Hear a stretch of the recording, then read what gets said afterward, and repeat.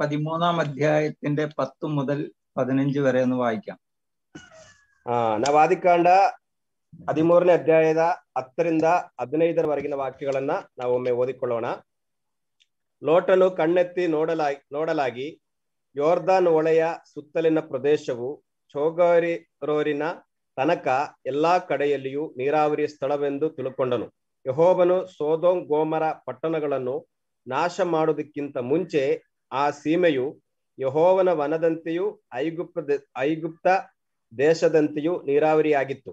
ಆದುದರಿಂದ ಲೋಟನು ಯೋರ್ದಾನ್ ಹೊಳೆಯ ಸುತ್ತಣ ಪ್ರದೇಶವನ್ನು ಆದುಕೊಂಡು ಮೂಡನ ಕಡೆಗೆ ಹೊರಟನು. ಹೀಗೆ ಅವರಿಬ್ಬರು ಪ್ರತ್ಯೇಕವಾದರು. ಅಬ್ರಹಾಮನು ಕಾನಾನ್ ದೇಶದಲ್ಲಿ ವಾಸ ಮಾಡಿದನು. ಲೋಟನು ಯೋರ್ದಾನ್ ಹೊಳೆಯ ಸುತ್ತಣ ಊರುಗಳಲ್ಲಿ ಗುಡಾರ ಹಾಕಿಸಿ ವಸತಿ ಮಾಡುತ್ತಾ ಸೊದೋಮಿಗೆ ಬಂದನು. ಆದರೆ ಸೊದೋಮ್ ಪಟ್ಟಣದವರು ದುಷ್ಟರು, ಯೆಹೋವನಿಗೆ മഹാ അപരാധികളും ആകിദ്ദരു. 13-ാം അധ്യായത്തിൽ നിന്നാണ് കഴിഞ്ഞ ക്ലാസ്സിൽ നമ്മൾ ചിന്തിച്ചത്. 13ನೇ ಅಧ್ಯಾಯದಿಂದ ನಾವು ಕಳೆದ ವಾರದಲ್ಲಿ ನಾವು ಧ್ಯಾನ ಮಾಡಿಕೊಂಡು ಬಂದಿದ್ದೇವೆ. അബ്രഹാമും ലോത്തും ഇതുവരെ എല്ലായിടത്തും ഒരുമിച്ചാണ് ജീവിച്ചിരുന്നത്. ಅಬ್ರಹಾಮನು ಇಲ್ಲಿಯ ತನಕ ಅಬ್ರಹಾಮನು ಲೋಟನು ಎಲ್ಲಾ ಸ್ಥಳದಲ್ಲಿಯೂ ಕೂಡ ಅವರು ಒಟ್ಟಿಗೆ ವಾಸ ಮಾಡಿದರು. ഊരിൽ നിന്ന് അബ്രഹാം പുറപ്പെട്ടത് മുതൽ ഇപ്പോൾ ഇവിടെ വെച്ച് അവര് രണ്ടായി പിരിയുന്നത് വരെയുള്ള എല്ലാ സ്ഥലത്തും സാഹചര്യങ്ങളിലും അവരൊന്നിച്ച് നടക്കുകയും ഒന്നിച്ച് താമസിക്കുകയും ചെയ്തു. ಅಲ್ಲಿ ಊರಿನಿಂದ ಮತ್ತು ಈಗ ಅಂದರೆ ಊರಲ್ಲಿಯೂ ಕೂಡ ಅವರು ಜೊತೆಯಾಗಿ ಅಲ್ಲಿ ಇಬ್ಬರು ಒಟ್ಟಾಗಿದ್ದರು. ಮತ್ತು ಈಗ ಅವರು ಪ್ರತ್ಯೇಕವಾಗುವ ತನಕ ಅವರೆಲ್ಲಾ ಸಮಯದಲ್ಲಿಯೂ ಜೊತೆಯಾಗಿ ಅವರು ಮುಂದೆ ಹೋಗುವರಾಗಿದ್ದರು. കനാൻ ദേശത്ത് ക്ഷാമമുണ്ടായി മിസ്രൈമിലേക്ക് പോകുമ്പോഴും അവരൊരുമിച്ചാണ് പോയത്. ಆ ಒಂದು ಕನಾನ್ ದೇಶದಲ್ಲಿ ಕ್ಷಾಮವು ಉಂಟಾಗಿ ಐಗುಪ್ತ ದೇಶಕ್ಕೆ ಹೋದಾಗಲೂ ಕೂಡ ಇಬ್ಬರು ಒಟ್ಟಾಗಿಯೇ ಅವರು ಹೋದವರಾಗಿದ್ದರು. എന്നാൽ ഇപ്പോൾ അവർ തമ്മിൽ വേർപിരിയാൻ പോകുകയാണ്. ಆದ್ರೆ ಈಗ ಅವರು ಇಬ್ಬರು ಕೂಡ ಪ್ರತ್ಯೇಕವಾಗಿ ಬೇರ್ಪಟ್ಟು ಹೋಗುವುದಕ್ಕಾಗಿ ಇರುವಂತ ತೀರ್ಮಾನದಲ್ಲಿದ್ದಾರೆ. 10 മുതൽ 14 വരെയുള്ള വാക്യങ്ങളിൽ നിങ്ങൾ ശ്രദ്ധിച്ചിട്ടുണ്ടെങ്കിൽ അവിടെ 5-6 കാര്യങ്ങൾ പറയുന്നുണ്ട്. ಅಲ್ಲಿ 10ರಿಂದ 14ರವರೆಗಿನ ವಾಕ್ಯಗಳನ್ನ ನಾವು ಶ್ರದ್ಧೆಯಿಂದ ಅದನ್ನ ನಾವು ಗಮನಿಸಿದರೆ ಅಲ್ಲಿ 5ರಿಂದ 6 ಅಂಶಗಳು ಅಲ್ಲಿ ಬರೆಯಲ್ಪಟ್ಟಿರುವುದನ್ನು ನಾವು ಗಮನಿಸಬಹುದು. 1 ലോത്ത് നോക്കി. ಮೊದಲನೇದಾಗಿ ಲೋಟನು ನೋಡಿದನು. 2 ലോത്ത് കണ്ടു. ಎರಡನೇದಾಗಿ ಲೋಟನು ಕಂಡನು. 3 ലോത്ത് തിരഞ്ഞെടുത്തു. ಮೂರನೇದಾಗಿ ಲೋಟನು ಆಯ್ಕೆ ಮಾಡಿಕೊಂಡನು. 4 ലോത്ത് അബ്രഹാമിനെ വിട്ടു പിരിഞ്ഞു. 4ನೇದಾಗಿ ಲೋಟನು ಅಬ್ರಹಾಮನನ್ನ ಬಿಟ್ಟು ಹೊರಟು ಹೋದನು. 5 ലോത്ത് യാത്രയായി. ಅಲ್ಲಿ 5ನೇದಾಗಿ ಅಲ್ಲಿ ಲೋಟನು ಪ್ರಯಾಣ ಬಳಸುವುದನ್ನು ನಾವು ನೋಡುತ್ತೇವೆ. 6 ലോത്ത് ആ ദേശത്ത് ചെന്ന് പാർത്തു. ನಾವು 6ನೇದಾಗಿ ನೋಡುವಾಗ ಲೋಟನು ಆ ದೇಶದಲ್ಲಿ ಹೋಗಿ ವಾಸವಾಗಿದ್ದನು. അപ്പോ ഈ 6 കാര്യങ്ങൾ നമുക്കൊന്ന് ഓടിച്ച് ചിന്തിക്കാം. ಈ 6 ಅಂಶಗಳನ್ನ ನಾವು ಒಮ್ಮೆ ಓಡಿಸಿ ನಾವು ನೋಡಿಕೊಳ್ಳೋಣ. 13-ാം അധ്യായത്തിന്റെ 10ാമത്തെ വാക്യത്തിലാണ് നമ്മൾ കണ്ടത്, അപ്പോൾ ലോത്ത് നോക്കി യോർദാൻ അരികെയുള്ള പ്രദേശമൊക്കെ നീരോട്ടമുള്ളതെന്ന് കണ്ടു. 13ನೇ ಅಧ್ಯಾಯದ 10ನೇ ವಾಕ್ಯದಲ್ಲಿ ನಾವು ಈಗ ಓದುತ್ತೇವೆ, ಲೋಟನು ಕಣ್ಣೆತ್ತಿ ನೋಡಲಾಗಿ ಯೋರ್ದಾನ್ ಹೊಳೆಯ ಸುತ್ತಲಿನ ಪ್ರದೇಶವು ನೀರಾವರಿಯಾಗಿರುವಂತಹ ಒಂದು ಪ್ರದೇಶ ಎಂಬುದಾಗಿ ಅವನು ನೋಡುವಂತದನ್ನ ನೋಡುತ್ತೇವೆ. ഇവിടെ ലോത്ത് നോക്കിയത് ഒരു ആത്മീക കണ്ണുകൊണ്ടല്ല. ಇಲ್ಲಿ ಲೋಟನು ನೋಡಿದಂತಹ ದೃಶ್ಯಗಳು ಒಂದು ಆತ್ಮೀಕವಾದ ಕಣ್ಣುಗಳಿಂದ ಅಲ್ಲ ಲೋಟನು ನೋಡಿದಂಥದ್ದು. അവൻ കണ്ടത് ദേശം നീരോട്ടമുള്ളത് എന്നാണ്. ಅವನು ನೋಡಿದಂತ ಅಂಶ ದೇಶದಲ್ಲಿ ನೀರಾವರಿ ಇತ್ತು ಎಂಬುದಾಗಿ ಅವನು ನೋಡಿದನು. മനുഷ്യന് ഇന്നുകളിൽ സംഭവിക്കുന്ന ഏറ്റവും വലിയ പരാജയം അവൻ കാണുന്ന കാര്യങ്ങൾ ഭൗതികമായ നിലയിൽ അല്ലെങ്കിൽ ഭൗതിക കാര്യങ്ങളുടെ അടിസ്ഥാനത്തിൽ വിലയിരുത്തുന്നു എന്നുള്ളതാണ്. ಇವತ್ತು ನಾವು ನೋಡುವಾಗ ಮನುಷ್ಯನಲ್ಲಿ ಇರುವಂತಹ ಒಂದು ಗುರಿ ಏನೆಂಬುದಾಗಿ ನೋಡುವಾಗ ಅವನು ನೋಡುವಂತ ದೃಶ್ಯಗಳಿಗೆ ಹೆಚ್ಚಾದಂತ ಬೆಲೆಯನ್ನ ಅಥವಾ ಅವನು ಕೊಡುವವನಾಗಿದ್ದಾನೆ. ആത്മീകമായി എനിക്ക് ഇതുകൊണ്ട് എന്ത് കിട്ടും, അല്ലെങ്കിൽ എൻ്റെ ആത്മീകത നഷ്ടം വരുമോ, അതൊന്നും ചിന്തിക്കുകയില്ല. ഭൗതികമായി ഈ സ്ഥലം എങ്ങനെയുണ്ട്, എനിക്ക് നന്മയുണ്ടാകുമോ, പണം ഉണ്ടാക്കാൻ കഴിയുമോ, അടിച്ചു പൊളിച്ച് ജീവിക്കാൻ കഴിയുമോ, ഇതാണ് പല ദൈവമക്കളും മുൻതൂക്കം കൊടുത്ത് നോക്കുന്നത്. ಇವತ್ತು ಲೋಕದಲ್ಲಿ ನೋಡುವಾಗ ಮನುಷ್ಯನು ನೋಡುವಂಥದ್ದು ಆತ್ಮಿಕವಾದ ಕಾರ್ಯಗಳಲ್ಲಿ ಕುರಿತಾಗಿ ಅಲ್ಲ. ಅಂದ್ರೆ ಆತ್ಮಿಕವಾಗಿ ನನಗೇನಾದ್ರೂ ಅಡ್ಡಿ ಆಗುತ್ತದಾ, ಅಥವಾ ಆತ್ಮಿಕವಾಗಿ ನನಗೆ ಬೆಳೆಯುವುದಕ್ಕೆ ಸಾಧ್ಯವಾಗುತ್ತದಾ, ಅಥವಾ ಆತ್ಮಿಕ ಕಾರ್ಯಗಳಿಗೆ ಏನಾದರೂ ತೊಂದರೆ ಆಗುತ್ತದೋ, ಇದು ಯಾವುದು ಕೂಡ ಮನುಷ್ಯನು ನೋಡದೆ ಭೌತಿಕವಾಗಿರುವಂತಹ ಆ ನೋಟಗಳು, ಅಂದ್ರೆ ಭೌತಿಕವಾಗಿರುವಂತಹ ಐಶ್ವರ್ಯವಾಗಿರಬಹುದು, ಬೇರೆ ಯಾವುದೇ ಕಾರ್ಯಗಳಾಗಿರಬಹುದು, ಭೌತಿಕವಾಗಿ ಇಹಲೋಕಕ್ಕೆ ಸಂಬಂಧಪಟ್ಟ ರೀತಿಯಲ್ಲಿ ಅವರ ಆ ಒಂದು ಆತ್ಮಿಕವಲ್ಲದ ರೀತಿಯಲ್ಲಿ ನೋಡುವಂತಹ ವಿಶ್ವಾಸಿಗಳು, ದೇವಜನರು ಕೂಡ ಈಗಿನ ಕಾಲದಲ್ಲಿ ನಾವು ನೋಡಬಹುದು. ഇത് മനുഷ്യ ഉൽപ്പത്തി മുതലുള്ള അവന്റെ സ്വഭാവമാണ്. ಇದು ಮನುಷ್ಯನ ಉತ್ಪತ್ತಿಗೊಂಡು മനുഷ്യനಲ್ಲಿರುವಂತಹ സ്വഭാവವಾಗಿದೆ. ಇದು ലോത്ത് നോക്കിയത് തൻ്റെ ആടുമാടുകൾക്ക് ജീവിക്കാൻ പറ്റിയ വെള്ളമുള്ള പുല്ലുള്ള ഒരു സ്ഥലമാണോ എന്നാണ്.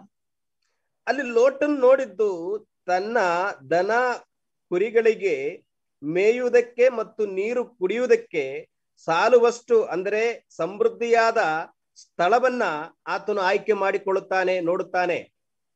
എന്ന് പറഞ്ഞാൽ എൻ്റെ മൃഗങ്ങൾക്ക് സുഭിക്ഷമായി തിന്നാനും കുടിക്കാനുമുള്ള കാര്യങ്ങൾ ആ ദേശത്തുണ്ടോ, അതാണ് ലോത്ത് പ്രാധാന്യം നൽകിയത്.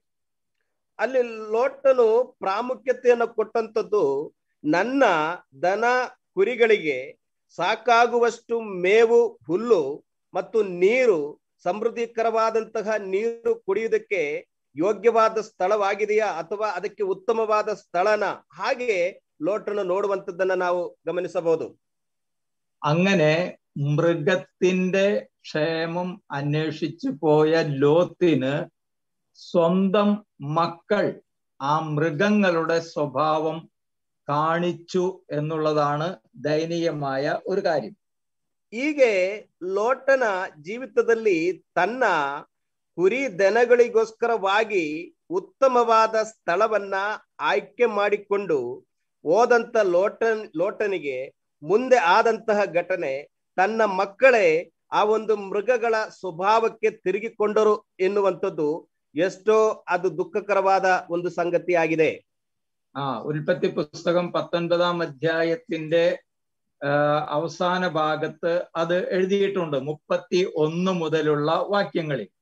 ಆದಿಕಾಂಡ 19ನೇ ಅಧ್ಯಾಯದ ಕೊನೆಯ ಭಾಗದಲ್ಲಿ ನಾವು ಆ 31ನೇ ವಾಕ್ಯದಿಂದ ನಾವು ಆ ವಾಕ್ಯಗಳನ್ನ ನೋಡುವವರಾಗಿದ್ದೇವೆ. അതിപ്പോൾ നമ്മൾ എടുത്ത് വായിക്കണം എന്നില്ല, നിങ്ങൾക്ക് അറിയാവുന്ന കാര്യമാണ്. ಅದು ನಾವು ತೆಗೆದು ಓದುವಂತ ಅವಶ್ಯಕತೆ ಇಲ್ಲ, ಆದ್ರೂ ಕೂಡ ನಮಗೆ ಗೊತ್ತಿರುವಂತ ಒಂದು ಸಂಗತಿಯಾಗಿದೆ. ലോത്തിന്റെ 2 മക്കളും സ്വന്തം പിതാവിനാൽ ഗർഭം ധരിക്കുന്നതും മക്കളെ പ്രസവിക്കുന്നതും അവിടെ എഴുതുന്നു. ಅಲ್ಲಿ ನಾವು ನೋಡ್ತೇವೆ, ಲೋಟನ 2 ಮಕ್ಕಳು ಕೂಡ ಸ್ವಂತ ತಂದೆಯ ಮುಖಾಂತರವೇ ಗರ್ಭಿಣರಾಗಿ ಮಕ್ಕಳನ್ನ ಏರುವಂತ ಕಾರ್ಯಗಳು ಅಲ್ಲಿ ನಾವು ನೋಡುತ್ತೇವೆ. അപ്പോൾ മൃഗങ്ങളുടെ ക്ഷേമം നോക്കിയത് കൊണ്ട് മക്കളിൽ മൃഗങ്ങളുടെ സ്വഭാവം പ്രതിഫലിച്ചു. ಅಲ್ಲಿ ನಾವು ನೋಡುವಾಗ ಆ ಒಂದು ದನ ಕುರಿಗಳ ಕ್ಷೇಮವನ್ನ ನೋಡಿದರ ನಿಮಿತ್ತ ತನ್ನ ಮಕ್ಕಳಿಗೆ ಆ ಒಂದು മൃഗಗಳ സ്വഭാവവും ഉണ്ടായിತು. ഇത് തന്നെയാണ് നമ്മൾ ഏദൻ തോട്ടത്തിലും കാണുന്നത്. ಇದೇ ಪ್ರಕಾರವಾಗಿಯೇ ನಾವು ಏದೆನ್ ತೋಟದಲ್ಲಿ ಕೂಡ ನೋಡುವರಾಗಿದ್ದೇವೆ. ഹവ്വ ഏദൻ തോട്ടത്തിൽ ദൈവം നിരോധിച്ചിരുന്ന ആ വൃക്ഷഫലത്തെ നോക്കി. ಅಲ್ಲಿ ಹವ್ವಳು ಏದೆನ್ ತೋಟದಲ್ಲಿ ದೇವರು ನಿಷೇಧ ಮಾಡಿದಂತಹ ಆ ಮರದ ಹಣ್ಣನ್ನ ಆಕೆಯು ನೋಡಿದಳು. അവിടെ 3-ാം അധ്യായത്തിന്റെ 6-ാം വാക്യത്തിൽ വായിക്കുന്നത്, ആ വൃക്ഷഫലം തിന്മാൻ നല്ലതും കാണാൻ ഭംഗിയുള്ളതും ജ്ഞാനം പ്രാപിക്കാൻ കാമ്യവുമെന്ന് സ്ത്രീ കണ്ടു. ಅಲ್ಲಿ 3ನೇ ಅಧ್ಯಾಯದ 6ನೇ ವಾಕ್ಯದಲ್ಲಿ ಆದಿಕಾಂಡದಲ್ಲಿ ನಾವು ಈಗ ಓದುತ್ತೇವೆ, ಆಗ ಸ್ತ್ರೀಯು ಆ ಮರದ ಹಣ್ಣು ತಿನ್ನುವುದಕ್ಕೆ ಉತ್ತಮವಾಗಿಯೂ ನೋಡುವುದಕ್ಕೆ ರಮ್ಯವಾಗಿಯೂ ಜ್ಞಾನೋದಕ್ಕೆ ಅಪೇಕ್ಷಿಸತಕ್ಕದಾಗಿಯೂ ಇದೆ ಎಂದು നോടിതളു. അപ്പോ ദൈവം അവരോട് കൽപ്പന കൊടുത്തിട്ടുണ്ട്, ആ വൃക്ഷഫലം തിന്നരുത്, തൊടുക പോലും അരുത്. അവൾ തന്നെ അത് പിന്നീട് പറയുന്നുണ്ടല്ലോ. ಆಕೆಯು ಅವಳೇ ಕೂಡ ಹೇಳುವಂತದ್ದು, ಅದನ್ನ ತಿನ್ನಲು ಬಾರದು, ಮುಟ್ಟಲು ಬಾರದು ಎಂಬುದಾಗಿ ಅವಳೇ ಹೇಳುತ್ತಿರುವುದನ್ನ ನಾವು ಮುಂದೆ ನೋಡುತ್ತೇವೆ. ದೇವರು ಈ ಆಜ್ಞೆಯನ್ನ ಕೊಟ್ಟಿದ್ರು.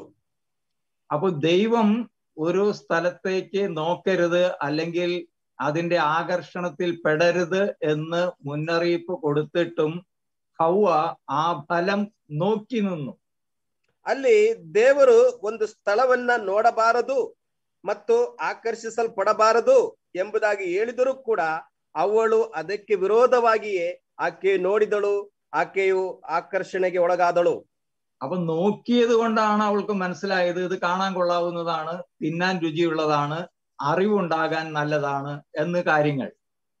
ಇಲ್ಲಿ ನೋಡಿದರ ನಿಮಿತ್ತವಾಗಿ ಏನು ಸಂಭವಿಸಿತು, ಅದು ನೋಡುವಾಗ ರಮ್ಯವಾಗಿಯೂ ಜ್ಞಾನೋದಯಕ್ಕೂ ಉಪಯೋಗ ಅಪೇಕ್ಷಿಸತಕ್ಕದಾಗಿದೆ ಎಂಬುದಾಗಿ ಆಕೆ ತಿಳಿದುಕೊಂಡಿದ್ದಲ್ಲ, ನೋಡಿದರ ನಿಮಿತ್ತ.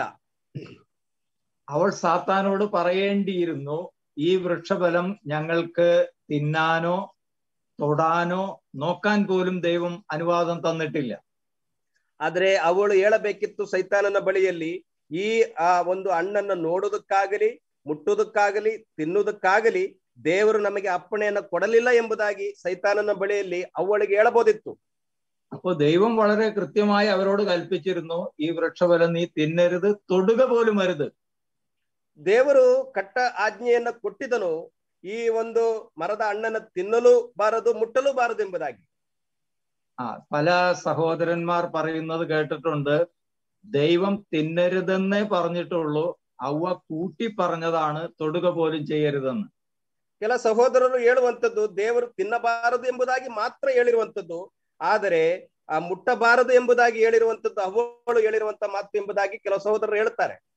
അത് ഹവ്വ പറഞ്ഞതല്ല, ദൈവം തന്നെ അങ്ങനെ പറഞ്ഞിട്ടുണ്ട്, അല്ലാതെ അവൾ അത്ര ധൈര്യത്തിൽ പറയില്ല. ಅದು ಅವಳು ಹೇಳಿದಂತ ಮಾತಲ್ಲ, ದೇವರೇ ಆ ಮಾತನ್ನು ಹೇಳಿದ್ದರಿಂದ ಅವಳು ಧೈರ್ಯವಾಗಿ ಆ ಮಾತುಗಳನ್ನ ಹೇಳುವಳಾಗಿದ್ದಳು. ഇനി അവൾ നുണയാണ് പറഞ്ഞതെങ്കിൽ ആദ്യത്തെ പാപം അനുസരണക്കേടല്ല, നുണ പറഞ്ഞു എന്നാണ് എഴുതേണ്ടിയിരുന്നത്. ಒಂದು ವೇಳೆ ಅವಳು ಸುಳ್ಳು ಹೇಳಿದ್ರೆ ಆ ಮೊದಲನೆಯ ಆಜ್ಞೆಯನ್ನ ಮೀರಿದ್ದು ಪಾಪವಾಗುತ್ತಿರಲಿಲ್ಲ, ಸುಳ್ಳು ಹೇಳಿದ್ದು ಮೊದಲನೇ ಪಾಪವಾಗಿ ಬರೆಯಲ್ಪಡುತ್ತಾ ಇತ್ತು.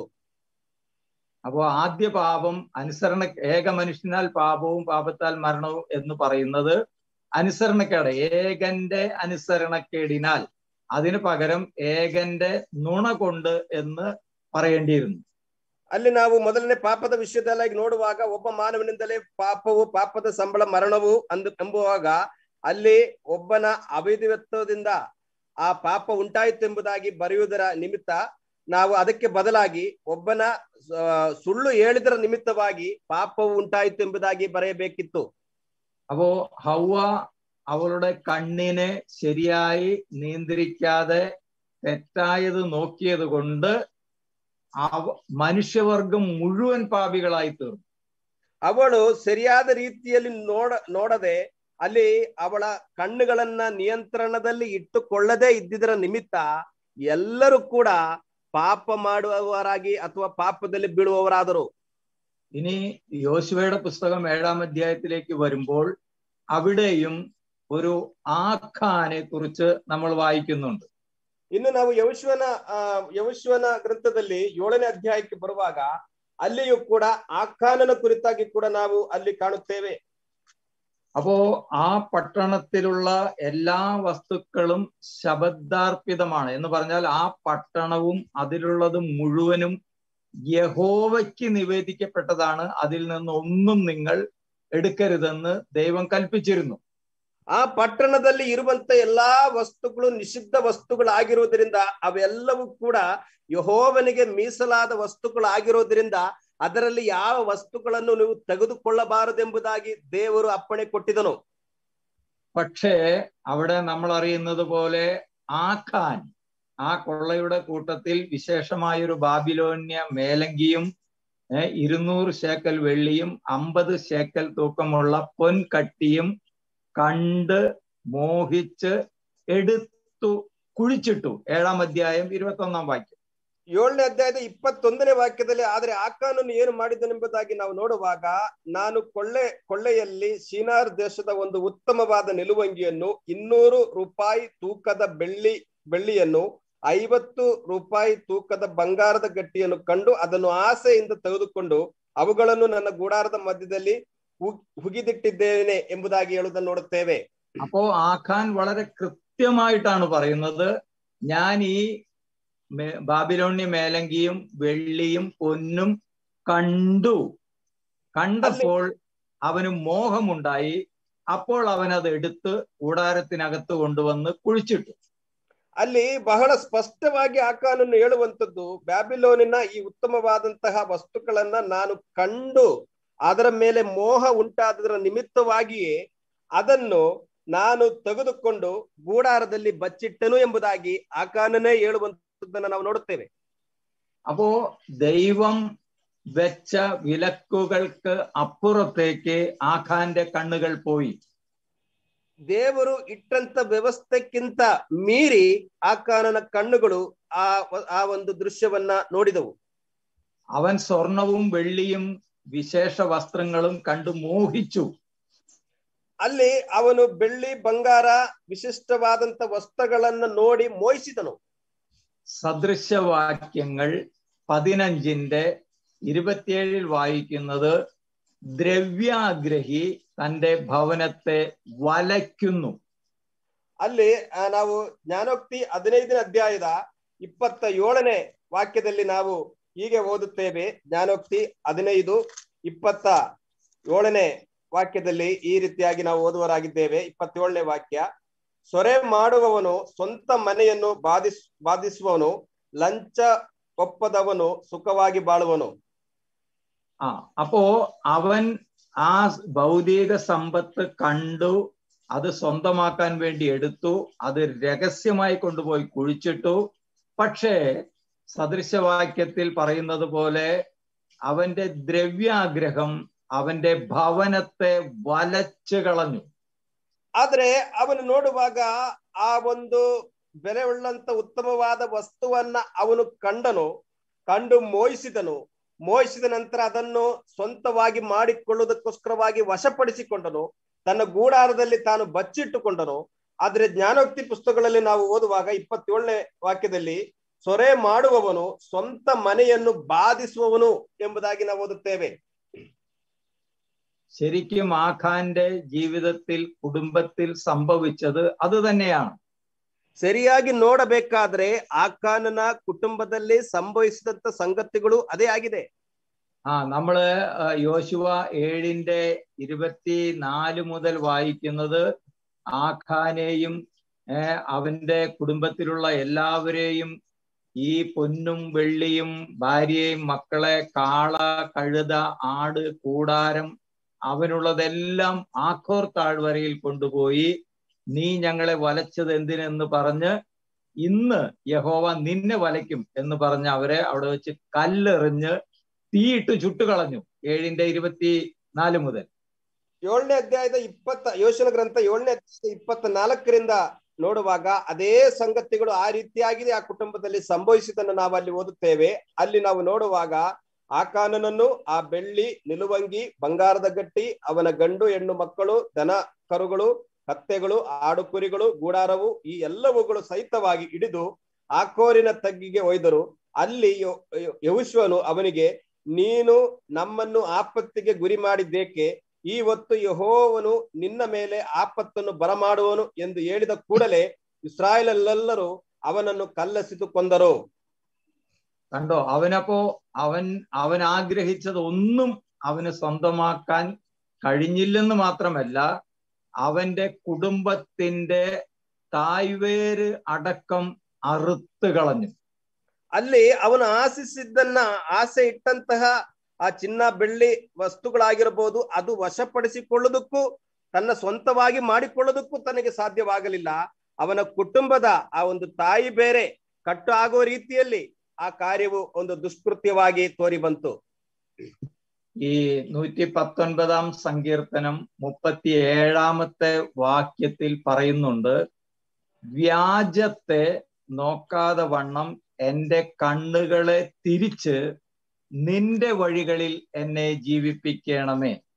119 ಕೀರ್ತನೆ 37 ವಾಕ್ಯವನ್ನ ನಾವು ಹೀಗೆ ಓದುತ್ತೇವೆ. ವ್ಯರ್ಥ ಕಾರ್ಯಗಳಲ್ಲಿ ದೃಷ್ಟಿ ಇಡದಂತೆ ನನ್ನನ್ನು ಕಾಪಾಡು, ನಿನ್ನ ಮಾರ್ಗದಲ್ಲಿ ನಡೆಯುವಂತೆ ನನ್ನನ್ನು ಚೈತನ್ಯಗೊಳಿಸು ಎಂಬುದಾಗಿ ಅಲ್ಲಿ ಓದುತ್ತೇವೆ. ഇതായിരിക്കണം ഓരോ ദൈവമക്കളുടെയും പ്രാർത്ഥന.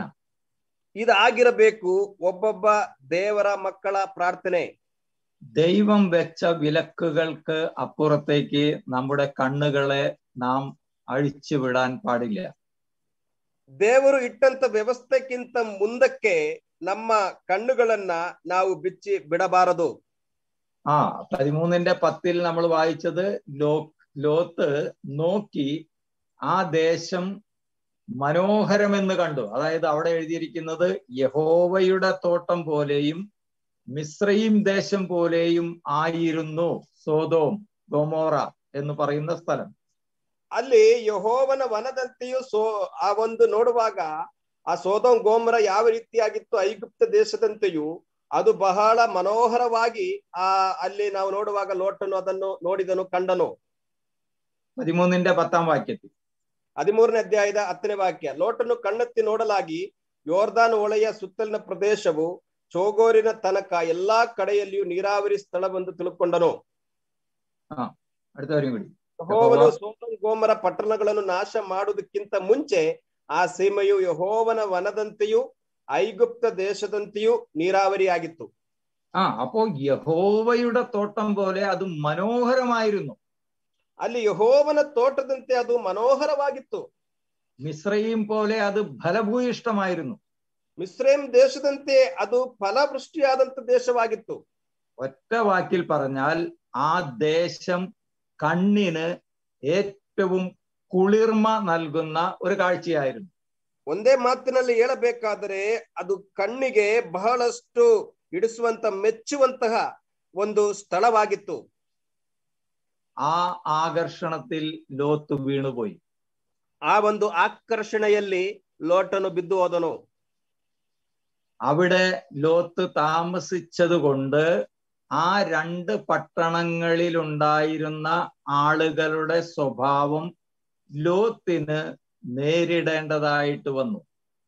ಆ ಒಂದು ಪಟ್ಟಣದಲ್ಲಿ ವಾಸ ಮಾಡಿದರ ನಿಮಿತ್ತ ಆ ಪಟ್ಟಣದಲ್ಲಿ ಇದ್ದಂತಹ ಜನರ ಸ್ವಭಾವಗಳನ್ನ ಲೋಟನು ಅದನ್ನ ನೋಡಬೇಕಾಗಿ ಬಂತು. ഒന്ന് ഏദൻ തോട്ടം പോലെ. ಒಂದನೇದಾಗಿ ಏದೆನ್ ತೋಟದ ಹಾಗೆ. ഏദൻ തോട്ടത്തിൽ എന്ത് സംഭവിച്ചു? അവിടെയാണ് ആദ്യത്തെ പാപം സംഭവിച്ചത്. ಏದೆನ್ ತೋಟದಲ್ಲಿ ಏನು ಉಂಟಾಯಿತು? ಮೊದಲನೇ ಪಾಪದ ಉತ್ಪತ್ತಿಯಲ್ಲೇ ಪ್ರಾರಂಭವಾಯಿತು. മിസ്രയീം ദേശത്തിൽ എന്താണുള്ളത്? അവിടെ ഒരുപാട് സമ്പത്തുണ്ടായിരുന്നു, പക്ഷെ അവരവിടെ അടിമത്വം അനുഭവിക്കേണ്ടി വന്നു ദൈവജനം. ಐಗುಪ್ತ ದೇಶದಲ್ಲಿ ಏನು ಸಂಭವಿಸಿತು, ಏನು ಉಂಟು? ಅಲ್ಲಿ ಬಹಳಷ್ಟು ಆಸ್ತಿ ಅಂತಸ್ತು ಇದ್ದರೂ ಕೂಡ ಅಲ್ಲಿ ದೇವಜನರು ಗುಲಾಮರಾಗಿ ದಾಸತ್ವದಲ್ಲಿದ್ದರು. അപ്പോ ഏദൻ തോട്ടത്തിലെ പാപവും മിസ്രയീം ദേശത്തിലെ അടിമത്വവും ലോത്ത് ഇപ്പോൾ സോദോം ഗൊമോറയിൽ നിന്ന് അനുഭവിക്കേണ്ടതായി വന്നു. ಏದೆನ್ ತೋಟದಲ್ಲಿದ್ದಂತ ಪಾಪವು, ಐಗುಪ್ತ ದೇಶದಲ್ಲಿದ್ದಂತ ದಾಸತ್ವವು ಈಗ ಸೋದೋಮ್ ಗೋಮರ ಪಟ್ಟಣದಿಂದ ಲೋಟನು ಅನುಭವಿಸಬೇಕಾಗಿ ಬಂತು. അത് ഞാൻ നേരത്തെ അതിന്റെ വാക്യം വായിച്ചതാണല്ലോ. ನಾನು ಮುಂಚೆ ಆ ವಾಕ್ಯವನ್ನ ಓದಿದ್ದೇನಲ್ಲ. അപ്പോ ദൈവം ദൈവം നോക്കരുത് അല്ലെങ്കിൽ കണ്ണിനെ നിയന്ത്രിക്കണം എന്ന് പറഞ്ഞിട്ട് ആ കണ്ണിനെ നമ്മൾ നിയന്ത്രിക്കാതെ ലോകത്തിന്റെ ആകർഷണത്തിൽ പെട്ടുപോയാൽ തീർച്ചയായിട്ടും നമ്മൾ ആത്മീകമായി അധപ്പതിക്കുകയും നമ്മൾ ಕುಟುಂಬമായി ನಶಿಸಿ ಹೋവുകയും ചെയ്യും. ದೇವರು ಇಟ್ಟಂತ ವ್ಯವಸ್ಥೆ ದೇವರು ನೋಡಬಾರದು ಎಂಬುದಾಗಿ ಹೇಳಲ್ಪಟ್ಟಂತ ಆಜ್ಞೆಯನ್ನ ಮೀರಿ ಲೋಕದ ಆಕರ್ಷಣೆಯಲ್ಲಿ ಏನಾದ್ರೂ ಲೋಕದ ಆಕರ್ಷಣೆಯ ಸೆಳವಿನಲ್ಲಿ ಏನಾದ್ರೂ ನಾವು ಬಿದ್ದು ಹೋದರೆ ಆತ್ಮಿಕವಾಗಿ ನಾವು ಬಲಹೀನರಾಗುತ್ತೇವೆ, ಮಾತ್ರವಲ್ಲ കുടുംബವಾಗಿ ನಾವು നാശനಕ್ಕೆ ಒಳಗಾಗುತ್ತೇವೆ ಅಥವಾ നാശವಾಗುತ್ತೇವೆ. അപ്പോ ഇവിടെ വായിച്ചത് യഹോവയുടെ തോട്ടം പോലെയും ഇസ്രായേൽ ദേശം പോലെയും മനോഹരമായ ആ ദേശത്തെ കണ്ടു എന്നാണ്. ಇಲ್ಲಿ ಆ ದೇಶದ ಕುರಿತಾಗಿ ಹೇಳಲ್ಪಡುವಾಗ ಯೆಹೋವನ ವನದಂತೆಯೂ ಐಗುಪ್ತ ದೇಶದಂತೆಯೂ ಬಹಳ ಸಮೃದ್ಧಿಕರವಾದಂತಹ ಒಂದು ದೇಶ ಎಂಬುದಾಗಿ ಇಲ್ಲಿ ನಾವು ನೋಡಿದ್ದೇವೆ. ഇതേ സ്വഭാവമാണ് 2 ശമൂവേൽ 11-ാം അധ്യായം 2-ാം വാക്യത്തിൽ ദാവീദിനെ കുറിച്ച് എഴുതിയിരിക്കുന്നത്.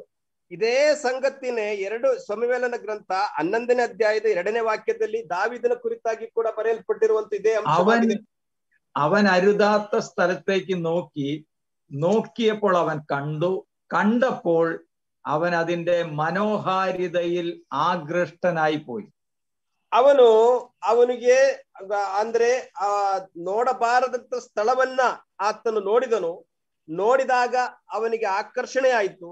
ಆ ಆಕರ್ಷಣೆಯ ಮುಖಾಂತರವಾಗಿ ಅದನ್ನ ಪ್ರಾಯೋಗಿಕವಾಗಿ ತನ್ನ ಜೀವಿತದಲ್ಲಿ ಅಳವಡಿಸಿಕೊಂಡು ಆತನು പാപಕ್ಕೆ ಗುರಿಯಾಗಿ പാപದಲ್ಲಿ ಬಿದ್ದಿದ್ದನ್ನ ನಾವು ನೋಡುತ್ತೇವೆ. ആ വാക്യം എടുത്തെങ്കിൽ ഒന്ന് വായിച്ചു കൊടുത്തോ. സന്ധ്യാകാറായ സമയത്ത് ദാവീദ് രാജധാനിയുടെ മെത്തയിൽ നിന്ന് എഴുന്നേറ്റ് ഉലാവിക്കൊണ്ടിരുന്നു. ഒരു സ്ത്രീ കുളിക്കുന്നത് കണ്ടു. അവൾ അതിസുന്ദരി ആയിരുന്നു.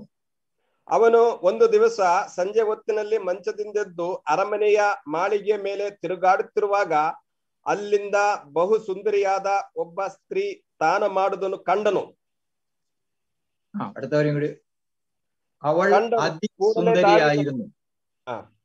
ಕೂಡಲೇ ದಾವೀದನು ಒಬ್ಬನನ್ನು ಕರೆದು ಆ ಸ್ತ್ರೀ ಯಾರೆಂದು ಕೇಳಲು ಅವನು ಆಕೆಯು ಎಲಿಯಾಮನ ಮಗಳು ಇತ್ತೀರನಾದ ಉರಿಯನ ಹೆಂಡತಿಯೂ ಆಗಿರುವ ಬೆಕ್ಷಬೆತಳಲ್ಲವೋ ಎಂದು ಉತ್ತರ ಕೊಟ್ಟನು. ഓക്കെ, അവിടെ ഒരു വാക്കുണ്ട് മലയാളത്തിൽ, അവൾ അതിസുന്ദരിയായിരുന്നു. ಅವಳು ಬಹು ಸುಂದರಿಯಾಗಿದ್ದಳು ಎಂಬಂತಹ 2ನೇ ಅಧ್ಯಾಯದ ಕೊನೆ ಭಾಗದಲ್ಲಿ ನಾವು ನೋಡುತ್ತೇವೆ. ಬಹು ಸುಂದರಿಯಾದ ಒಬ್ಬ ಸ್ತ್ರೀ ಸ್ನಾನ ಮಾಡುವುದನ್ನು ಕಂಡನು ಎಂಬುದಾಗಿ ನೋಡುತ್ತೇವೆ. ഒരു സ്ത്രീയെ യാദൃച്ഛികമായി ഒന്ന് കണ്ടതല്ല, അവൻ സൂക്ഷിച്ച് നിരീക്ഷിച്ചു. അതിന്റെ തെളിവാണ് അവൾ അതിസുന്ദരിയാണ് എന്ന് പറയുന്നത്. ಆ ದಾವೀದನು ನೋಡುವಾಗ ಅಕಸ್ಮಿತವಾಗಿ ಒಂದು ಸ್ತ್ರೀಯನ್ನ ಆತನು ನೋಡಲಿಲ್ಲ. ಬಹು ಸೂಕ್ಷ್ಮವಾಗಿ ಆ ಸ್ತ್ರೀಯನ್ನ ನೋಡಿದರ ನಿಮಿತ್ತವಾಗಿಯೇ ಆಕೆಯು ಬಹು സുന്ദരിയാಗಿದ್ದಾಳೆ ಎಂಬುದಾಗಿ ಅಲ್ಲಿ ಬರೆಯಲ್ಪಟ್ಟಿರುವಂತದ್ದು. ഓക്കെ, ജോബിന്റെ പുസ്തകത്തിൽ എനിക്ക് തോന്നുന്നു 31-ാം അധ്യായത്തിന്റെ 1-ാമത്തെ വാക്യത്തിൽ ജോബ് പറയുന്നുണ്ട്, ഞാൻ എൻ്റെ കണ്ണുമായി ഒരു നിയമം ചെയ്തു, പിന്നെ ഞാൻ ഒരു കന്യകയെ നോക്കുന്നത് എങ്ങനെ. ಅಲ್ಲಿ ಯೋಬನ ಗ್ರಂಥ 31ನೇ ಅಧ್ಯಾಯದ 1ನೇ ವಾಕ್ಯದಲ್ಲಿ ನಾವು ಓದುವಂತದ್ದು, ನನ್ನ ಕಣ್ಣುಗಳೊಡನೆ ನಿಬಂಧನೆಯನ್ನ ಮಾಡಿಕೊಂಡಿದ್ದೇನೆ, യുവതിയ ಮೇಲೆ ಹೇಗೆ ಕಣ್ಣಿಟ್ಟೆನೋ. ഓക്കെ, അപ്പോ ദാവീദ് അങ്ങനെ കണ്ണിനെ നിയന്ത്രിക്കുന്നതിൽ ശ്രദ്ധിച്ചിരുന്നില്ല. അതുകൊണ്ട് അവൻ പാപത്തിൽ പെട്ടെന്ന് വീണു. ದಾವೀದನು ತನ್ನ ಕಣ್ಣಿನ ವಿಷಯದಲ್ಲಿ ಜಾಗರೂಕತೆಯಿಂದ ತಾನು ಇರಲಿಲ್ಲ. ಆದುದರಿಂದ ಅವನು ನಿಯಂತ್ರಣ ತಪ್ಪಿ ಪಾಪದಲ್ಲಿ ಬೀಳುವುದಕ್ಕೆ ಕಾರಣವಾಯಿತು. അതിനുശേഷം ദാവീദ് അഭിമുഖീകരിക്കേണ്ടി വന്നത് പ്രശ്നങ്ങളുടെ ഒരു പരമ്പര തന്നെയാണ്. ಅಲ್ಲಿ ಅದರ ನಂತರವಾಗಿ ದಾವೀದನು ಅನುಭವಿಸುತ್ತಿದ್ದಂತ ಕಷ್ಟಗಳು ಅದು ಒಂದು ದೊಡ್ಡ ಪಟ್ಟಿಯಾಗಿಯೇ ಅದು ಮುಂದುವರಿಯುವುದನ್ನು ನಾವು ನೋಡುತ್ತೇವೆ. 1 യോഹന്നാൻ 2-ാം അധ്യായം 15-16 വാക്യങ്ങൾ. 1 യോഹന്നാൻ ಬರೆದಂತ ಪತ್ರಿಕೆ 2ನೇ ಅಧ್ಯಾಯ 15-16ನೇ വാക്യದಲ್ಲಿ, ലോകത്തെയും ലോകത്തിൽ ഉള്ളതിനെയും സ്നേഹിക്കരുത്. ജഡമോഹം, കൺമോഹം, ജീവനത്തിന്റെ പ്രതാപം. ಅಲ್ಲಿ ಲೋಕವನ್ನಾಗಲಿ ಲೋಕದಲ್ಲಿರುವವನ್ನಾಗಲಿ ನೀವು ಪ್ರೀತಿಸಬೇಡಿರಿ. ಅಲ್ಲಿ ನಾವು ನೋಡುವಾಗ ಶರೀರದ ಆಸೆ, ಕಣ್ಣಿನ ಆಸೆ, ಬದುಕು ಬಾಳಿನ ಡಂಬ, ಈ ಮೊದಲಾದವುಗಳು ತಂದೆಯಿಂದ ಹುಟ್ಟದೆ ಲೋಕದಿಂದ ಹುಟ್ಟಿದವುಗಳಾಗಿವೆ ಎಂಬುದಾಗಿ ಓದುತ್ತೇವೆ. അപ്പൊ നമ്മൾ ലോകത്തിലുള്ളതിനെ ലോകത്തെ സ്നേഹിക്കേണ്ടവരല്ല, നമ്മൾ സ്വർഗീയമായത് ചിന്തിക്കേണ്ടവരും അതിനുവേണ്ടി പ്രത്യാശയോടെ ജീവിക്കേണ്ടവരുമാണ്. ನಾವು ಲೋಕದಲ್ಲಿರುವಂತವುಗಳ ಮೇಲೆ ಮನಸ್ಸಿಡುವಂತವರಲ್ಲ, ಲೋಕವನ್ನ ಪ್ರೀತಿಸುವವರಲ್ಲ, ಪರಲೋಕದ ಕಾರ್ಯಗಳ ಕುರಿತಾಗಿ ಚಿಂತಿಸುವವರು ಮತ್ತು ಎದುರು ನೋಡುವವರು, ಅದರಲ್ಲಿ ನಾವು ಆಸಕ್ತರೂ ಆಗಿರಬೇಕು. അപ്പൊ ലോത്ത് നോക്കിയതും അവൻ കണ്ടതും അവനെ പാപത്തിലേക്കാണ് കൊണ്ടുപോയത്. ಲೋಟನ್ನು ನೋಡಿದ್ದು ಮತ್ತು ಕಂಡಿದ್ದು ಅವನನ್ನ ಪಾಪಕ್ಕೆ ಎಳೆದೊಯ್ಯಿತು. മൂന്നാമത് നമ്മൾ ചിന്തിച്ചത് ലോത്ത് തിരഞ്ഞെടുത്തു. 11-ാം വാക്യം. ಅಲ್ಲಿ 11ನೇ ವಾಕ್ಯದಲ್ಲಿ ನಾವು ಮೂರನೇದಾಗಿ ಲೋಟನ ಆಯ್ಕೆಯ ಕುರಿತಾಗಿ ನಾವು ನೋಡುತ್ತೇವೆ. 13ನೇ ಅಧ್ಯಾಯದ 11ನೇ ವಾಕ್ಯದಲ್ಲಿ, ಆದ್ದರಿಂದ ಲೋಟನು ಯೋರ್ದಾನ್ ಹೊಳೆಯ ಸುತ್ತಣ പ്രദേശവന്ന ആതുകൊണ്ട് മൂടണ കടകെ ಹೊರಟನು. തിരഞ്ഞെടുത്തു. അവിടെ ഒരു തിരഞ്ഞെടുപ്പ് നടക്കുകയാണ്. ಅಲ್ಲಿ ಆಯ್ಕೆ ಮಾಡಿಕೊಳ್ಳುತ್ತಿದ್ದಾನೆ. അപ്പോ ആ തിരഞ്ഞെടുപ്പിൽ ലോത്തിന് പിഴവ് സംഭവിച്ചു. ಅಲ್ಲಿ ನಾವು ನೋಡುವಾಗ ಲೋಟನು ಆಯ್ಕೆ ಮಾಡಿಕೊಂಡಿದ್ದರಲ್ಲಿ ಆತನು ತಪ್ಪಿ ಹೋದನು. അവൻ ഏറ്റവും മനോഹരമായ ഫലഭൂയിഷ്ടമായ ഒരു ഭൂപ്രദേശമാണ് തിരഞ്ഞെടുത്തത്. ಅವನು ಬಹಳ ಸಮೃದ್ಧಿಕರವಾದ ಫಲವೃಷ್ಟಿಯಾದಂತಹ ಒಂದು ಭೂಪ್ರದೇಶವನ್ನ ಆತನು ಆಯ್ಕೆ ಮಾಡಿಕೊಂಡನು. പക്ഷേ ഒടുവിൽ എന്താണ് സംഭവിച്ചത്? അവൻ വെട്ടിപ്പിടിച്ചതും പടുത്തുയർത്തിയതും എല്ലാം വിട്ടെറിഞ്ഞ് ജീവനും കൊണ്ട് ഒടുവിൽ അവൻ അവിടുന്ന് മക്കളെയും കൂട്ടി ഓടിപ്പോകേണ്ടതായിട്ട് വന്നു. ಆದರೆ ಅವನು ಕಡಿದು ವಶಪಡಿಸಿಕೊಂಡ, ಅವನು ಕಟ್ಟಿ ಬೆಳೆಸಿದಂತಹ ಆ ಒಂದು ಸಾಮ್ರಾಜ್ಯವನ್ನ, ಪಟ್ಟಣವನ್ನ ಆಗಿರಬಹುದು, ಅದನ್ನ ಅವನು ಬಿಟ್ಟು ಅಲ್ಲಿಂದ ಓಡಿ ಹೋಗಬೇಕಾದ ಒಂದು ಸನ್ನಿವೇಶ, ಪರಿಸ್ಥಿತಿ ಬಂತು. ആ ഓടുന്ന ഓട്ടത്തിൽ അവന്റെ ഭാര്യ അവന് നഷ്ടമായി. അവൾ തിരിഞ്ഞു നോക്കി ഉപ്പുതൂണായി. ಆದ್ರೆ ಆ ಓಡುವಂತಹ ಪರಿಸ್ಥಿತಿಯಲ್ಲಿ ಲೋಟನ ಹೆಂಡತಿಯು ಲೋಟನಿಗೆ ನಷ್ಟವಾಯಿತು. ಆಕೆ ಹಿಂದಿರುಗಿ ನೋಡಿ ಉಪ್ಪಿನ ಕಂಬವಾದಳು. ഈ ഭൂമിയിൽ നമ്മൾ ചില തിരഞ്ഞെടുപ്പുകൾ നടത്തേണ്ടതുണ്ട്. ಈ ಭೂಲೋಕದಲ್ಲಿ ಕೆಲವೊಂದು ಆಯ್ಕೆಗಳನ್ನ ನಾವು ಮಾಡಿಕೊಳ್ಳಬೇಕಾದ ಅಗತ್ಯತೆ ಇದೆ. ആ തിരഞ്ഞെടുപ്പിൽ തെറ്റിയാൽ എല്ലാം നമുക്ക് നഷ്ടപ്പെടാൻ സാധ്യതകളുണ്ട്. ಆ ಆಯ್ಕೆಗಳಲ್ಲಿ ಏನಾದರೂ ತಪ್ಪಿದರೆ ಎಲ್ಲವೂ ಕೂಡ ನಷ್ಟವಾಗುವುದಕ್ಕೆ ಸಾಧ್ಯತೆ ಉಂಟು. മറ്റ് 2-3 വ്യക്തികൾ തിരഞ്ഞെടുത്ത അനുഭവങ്ങൾ നമുക്കൊന്ന് നോക്കാം. ಇನ್ನು 2-3 ವ್ಯಕ್ತಿಗಳು ಆಯ್ಕೆ ಮಾಡಿಕೊಂಡಂತ ಅನುಭವಗಳನ್ನ ನಾವೊಮ್ಮೆ ನೋಡಿಕೊಳ್ಳೋಣ. എബ്രായ ലേഖനം 11-ാം അധ്യായത്തിന്റെ 24-25 വാക്യങ്ങൾ. ಇಬ್ರಿಯರಿಗೆ ಬರೆದ ಪತ್ರಿಕೆ 11ನೇ ಅಧ್ಯಾಯದ 24-25 ವಾಕ್ಯ. ಇಬ್ರಿಯರಿಗೆ ಬರೆದ ಪತ್ರಿಕೆ 11ನೇ ಅಧ್ಯಾಯ ಅದರ 24-25 ವಾಕ್ಯವನ್ನ ಹೀಗೆ ಓದುತ್ತೇವೆ. ಮೋಶೆಯು ದೊಡ್ಡವನಾದ ಮೇಲೆ ಫರೋಹನ ಕುಮಾರಿಯ ಮಗನೆನಿಸಿಕೊಳ್ಳುವುದು ಬೇಡವೆಂದದ್ದು ನಂಬಿಕೆಯಿಂದಲೇ ಸ್ವಲ್ಪ ಕಾಲ ಪಾಪ ಭೋಗಗಳನ್ನು ಅನುಭವಿಸುವುದಕ್ಕಿಂತ ದೇವರ ಜನರೊಂದಿಗೆ കഷ്ടವನ್ನು അനുഭവിച്ചതേ ಒಳ್ಳೆಯದೆಂದು തീരുമാനിಸಿಕೊಂಡನು. അപ്പോ മോശയുടെ തിരഞ്ഞെടുപ്പ് നോക്കുക. മോശയുടെ മുന്നിൽ 2 ഓപ്ഷൻ ഉണ്ട്. ಅಲ್ಲಿ ನಾವು ಮೋಶೆಯ ಆಯ್ಕೆಯನ್ನು ನಾವು ನೋಡಿಕೊಳ್ಳೋಣ. ಅಲ್ಲಿ 2 ಮೋಶೆಯ ಮುಂದೆ 2 ಮಾರ್ಗಗಳಿದೆ. ഒന്ന് പാപത്തിന്റെ തൽക്കാല ഭോഗം. ಒಂದನೇದಾಗಿ ಇರುವಂತದ್ದು ಸ್ವಲ್ಪ ಕಾಲಕ್ಕೆ ಇರುವಂತಹ ಪಾಪದ ಆ ಒಂದು ನೋಡುವಾಗ ಭೋಗಗಳು. അപ്പോ അത് മാനുഷികമായി വളരെ സുഖവും സന്തോഷവും നൽകുന്നതാണ്. ಅದು ಮಾನುಷಿಕವಾಗಿ ನೋಡಬೇಕಾದರೆ ಅದು ಬಹಳ ಸಂತೋಷ ಕೊಡುವಂತ ಒಂದು ಸಂಗತಿ. പക്ഷേ മോശെ ആ ലോകപ്രകാരമുള്ള സുഖ സൗകര്യങ്ങളെക്കാൾ ദൈവജനത്തോടുകൂടെ കഷ്ടം അനുഭവിക്കുന്നതാണ് തിരഞ്ഞെടുത്തത്. ಆದ್ರೆ ಅಲ್ಲಿ ಮೋಶೆಯ ಆಯ್ಕೆಯನ್ನು ನಾವು ನೋಡುವಾಗ ಸ್ವಲ್ಪ ಕಾಲ ಪಾಪ ಭೋಗಗಳನ್ನು ಅನುಭವಿಸುವುದಕ್ಕಿಂತ ದೇವ ಜನರೊಂದಿಗೆ ಕಷ್ಟವನ್ನು ಅನುಭವಿಸುವುದೇ ಒಳ್ಳೆದೆಂಬುದಾಗಿ ಮೋಶೆಯು ಆಯ್ಕೆ ಮಾಡಿಕೊಂಡನು. നമ്മുടെ ജീവിതത്തിലും ഇങ്ങനെയുള്ള പരീക്ഷകൾ വന്ന് ചേരാറുണ്ട്. ನಮ್ಮ ಜೀವಿತದಲ್ಲಿಯೂ ಕೂಡ ಈ ರೀತಿಯಾದಂತಹ ಪರೀಕ್ಷೆ ಬರಬಹುದು. ചിലപ്പോൾ നമുക്ക് സാമ്പത്തികമായ ഭൗതികമായ ഒരുപാട് നന്മകൾ ലഭിക്കാവുന്ന അവസരങ്ങൾ പിശാച് നമ്മുടെ മുന്നിൽ കൊണ്ടുതരും. ಒಂದು ವೇಳೆ ನಮ್ಮ ಮುಂದೆ ಸೈತಾನನು ಭೌತಿಕವಾಗಿ ಅನೇಕ ವಿಧವಾದ ಆಸ್ತಿ ಅಂತಸ್ತು ಉಂಟಾಗಬಹುದಾದಂತಹ ಐಶ್ವರ್ಯವನ್ನ ಆ ರೀತಿಯಾದಂತಹ ಒಂದು ಕಾರ್ಯವನ್ನ ಸೈತಾನನು ನಮ್ಮ ಮುಂದೆ ತರಬಹುದು. എന്നാൽ ഇവിടെ മോശ ചെയ്തതുപോലെ ദൈവജനത്തോടുകൂടെ കഷ്ടമനുഭവിക്കുന്നത് തിരഞ്ഞെടുക്കാൻ നമുക്ക് കഴിയണം.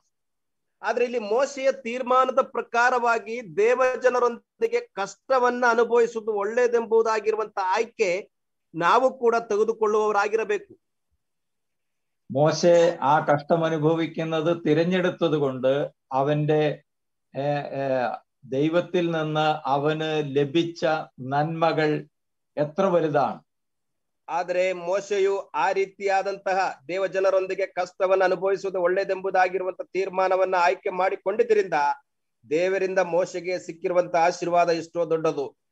നമ്മൾ ആവർത്തന പുസ്തകം 34-ാം അധ്യായത്തിൽ വായിക്കുന്നത് ദൈവവുമായി അഭിമുഖമായി സംസാരിച്ച മോശയെ പോലെ ഒരു പ്രവാചകൻ പിന്നെ ഉണ്ടായിട്ടില്ല എന്നാണ്.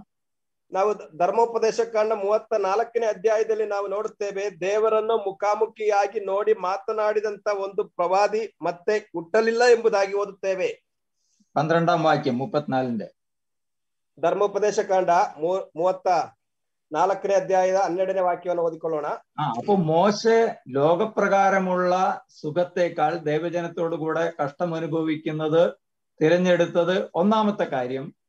ಅಲ್ಲಿ ಲೋಕ ಪ್ರಕಾರವಾಗಿರುವಂತ ಸುಖ ಭೋಗಕ್ಕಿಂತ ದೇವಜನರೊಂದಿಗಿರುವ ಕಷ್ಟವನ್ನು ಅನುಭವಿಸುವುದು ಒಳ್ಳೆಯದೆಂಬುದಾಗಿ ತೆಗೆದುಕೊಂಡಂತ ಒಂದು ಆಯ್ಕೆ. രണ്ടാമത് 25ാം വാക്യം കൂടി നോക്കുക. എബ്രായർ 11:25. ಎರಡನೇದಾಗಿ ಇಬ್ರಿಯರಿಗೆ ಬರೆದ ಪತ್ರಿಕೆ 11ನೇ ಅಧ್ಯಾಯದ 25ನೇ ವಾಕ್ಯವನ್ನು ಕೂಡ ಓದಿಕೊಳ್ಳೋಣ. 11ನೇ ಅಧ್ಯಾಯದ 25ನೇ ವಾಕ್ಯದಲ್ಲಿ ಅಲ್ಲಿ ನಾವು ನೋಡುತ್ತೇವೆ, ಸ್ವಲ್ಪ ಐಗುಪ್ತ ದೇಶದ ಸರ್ವ ಐಶ್ವರ್ಯಕ್ಕಿಂತಲೂ ಕ್ರಿಸ್ತನ ನಿಮಿತ್ತವಾಗಿ ಉಂಟಾಗುವ ನಿಂದೆಯೇ ಶ್ರೇಷ್ಠ ಭಾಗ್ಯವೆಂದೆನಿಸಿಕೊಂಡನು. അടുത്ത വരി, പ്രതിഫലം നോക്കിയത് കൊണ്ട് ഫറവോന്റെ പുത്രിയുടെ മകൻ. ಯಾಕೆಂದರೆ ಬರುವ ಪ್ರತಿಫಲ ಮೇಲೆ ಕಣ್ಣಿಟ್ಟಿದ್ದನು. 24 ഇവിടെ വാക്യം വായിക്കൂ സാജു. 24ನೇ ವಾಕ್ಯ ಇದಲ್ಲಿದೆ. ಮೋಶೆಯು ದೊಡ್ಡವನಾದ ಮೇಲೆ ಫರೋಹನ ಕುಮಾರಿಯ ಮಗನೆನಿಸಿಕೊಳ್ಳುವುದು ಬೇಡವೆಂದದ್ದು ನಂಬಿಕೆಯಿಂದಲೇ. ಅಲ್ಲಿ 26ನೇ ವಾಕ್ಯಕ್ಕೆ ಬರುವಾಗ, ಐಗುಪ್ತ ದೇಶದ ಸರ್ವ ಐಶ್ವರ್ಯಕ್ಕಿಂತಲೂ ಕ್ರಿಸ್ತನ ನಿಮಿತ್ತವಾಗಿರ ಉಂಟಾಗುವ ನಿಂದೆಯೇ ಶ್ರೇಷ್ಠ ഭാഗ്യവെന്നെനിಸಿಕೊಂಡನು, ಯಾಕೆಂದರೆ ಬರುವ ಪ್ರತಿಫಲದ ಮೇಲೆ ಕಣ್ಣಿಟ್ಟಿದ್ದನು. അപ്പോ അവിടെ നമ്മൾ കാണുന്നത് മോശയുടെ രണ്ടാമത്തെ തിരഞ്ഞെടുപ്പ്. ഒന്നുകിൽ അവന് രാജകൊട്ടാരത്തിൽ ഒരു ഫറവോന്റെ മകളുടെ മകൻ എന്ന പദവിയിൽ ജീവിക്കാം, ഒരുപക്ഷെ അവന് അടുത്ത ഫറവോ ആയി അധികാരമേൽക്കാം. ಒಂದು ವೇಳೆ ಅಲ್ಲಿ ನೋಡಬೇಕಾದ್ರೆ ಒಂದು ಅವನ ಮುಂದೆ ಇರುವಂತಹದ್ದು ನೋಡುವಾಗ ಫರೋಹನ ಕುಮಾರಿಯ ಮಗನೆನಿಸಿಕೊಂಡು ಅರಮನೆಯಲ್ಲಿ ಅವನು ಜೀವಿಸುತ್ತಾ ಮುಂದೆ ಅವನು ಫರೋಹನ ಆ ಒಂದು ಸ್ಥಾನಕ್ಕೆ ಅವನು ಬರಬಹುದು. എന്നിട്ട് അവിടെ പറയുന്നത് ഫറവോന്റെ പുത്രിയുടെ മകൻ എന്ന് വിളിക്കപ്പെടുന്നത് നിരസിച്ചു. ಅಲ್ಲಿ ಮತ್ತಲ್ಲಿ ಬರೆಯಲ್ಪಟ್ಟಿರುವಂತದ್ದು ഫറോഹನ ಕುಮಾರಿಯ ಮಗನೆನಿಸಿಕೊಳ್ಳೋದು ಬೇಡವೆಂದನು. അടുത്തത് മിസ്രൈമിലെ നിക്ഷേപങ്ങളെക്കാൾ ക്രിസ്തുവിന്റെ നിന്ന വലിയ ധനമെന്ന്. ಎರಡನೇದಾಗಿ ಆತನು ಎಣಿಸಿಕೊಂಡಂತದ್ದು ಐಗುಪ್ತ ದೇಶದ ಸರ್ವ ಐಶ್ವರ್ಯಕ್ಕಿಂತಲೂ ಕ್ರಿಸ್ತನ ನಿಮಿತ್ತವಾಗಿರೋ ಉಂಟಾಗುವ ನಿಂದೆಯ ಶ್ರೇಷ್ಠ ಭಾಗವೆಂದು ಎಣಿಸಿಕೊಂಡನು.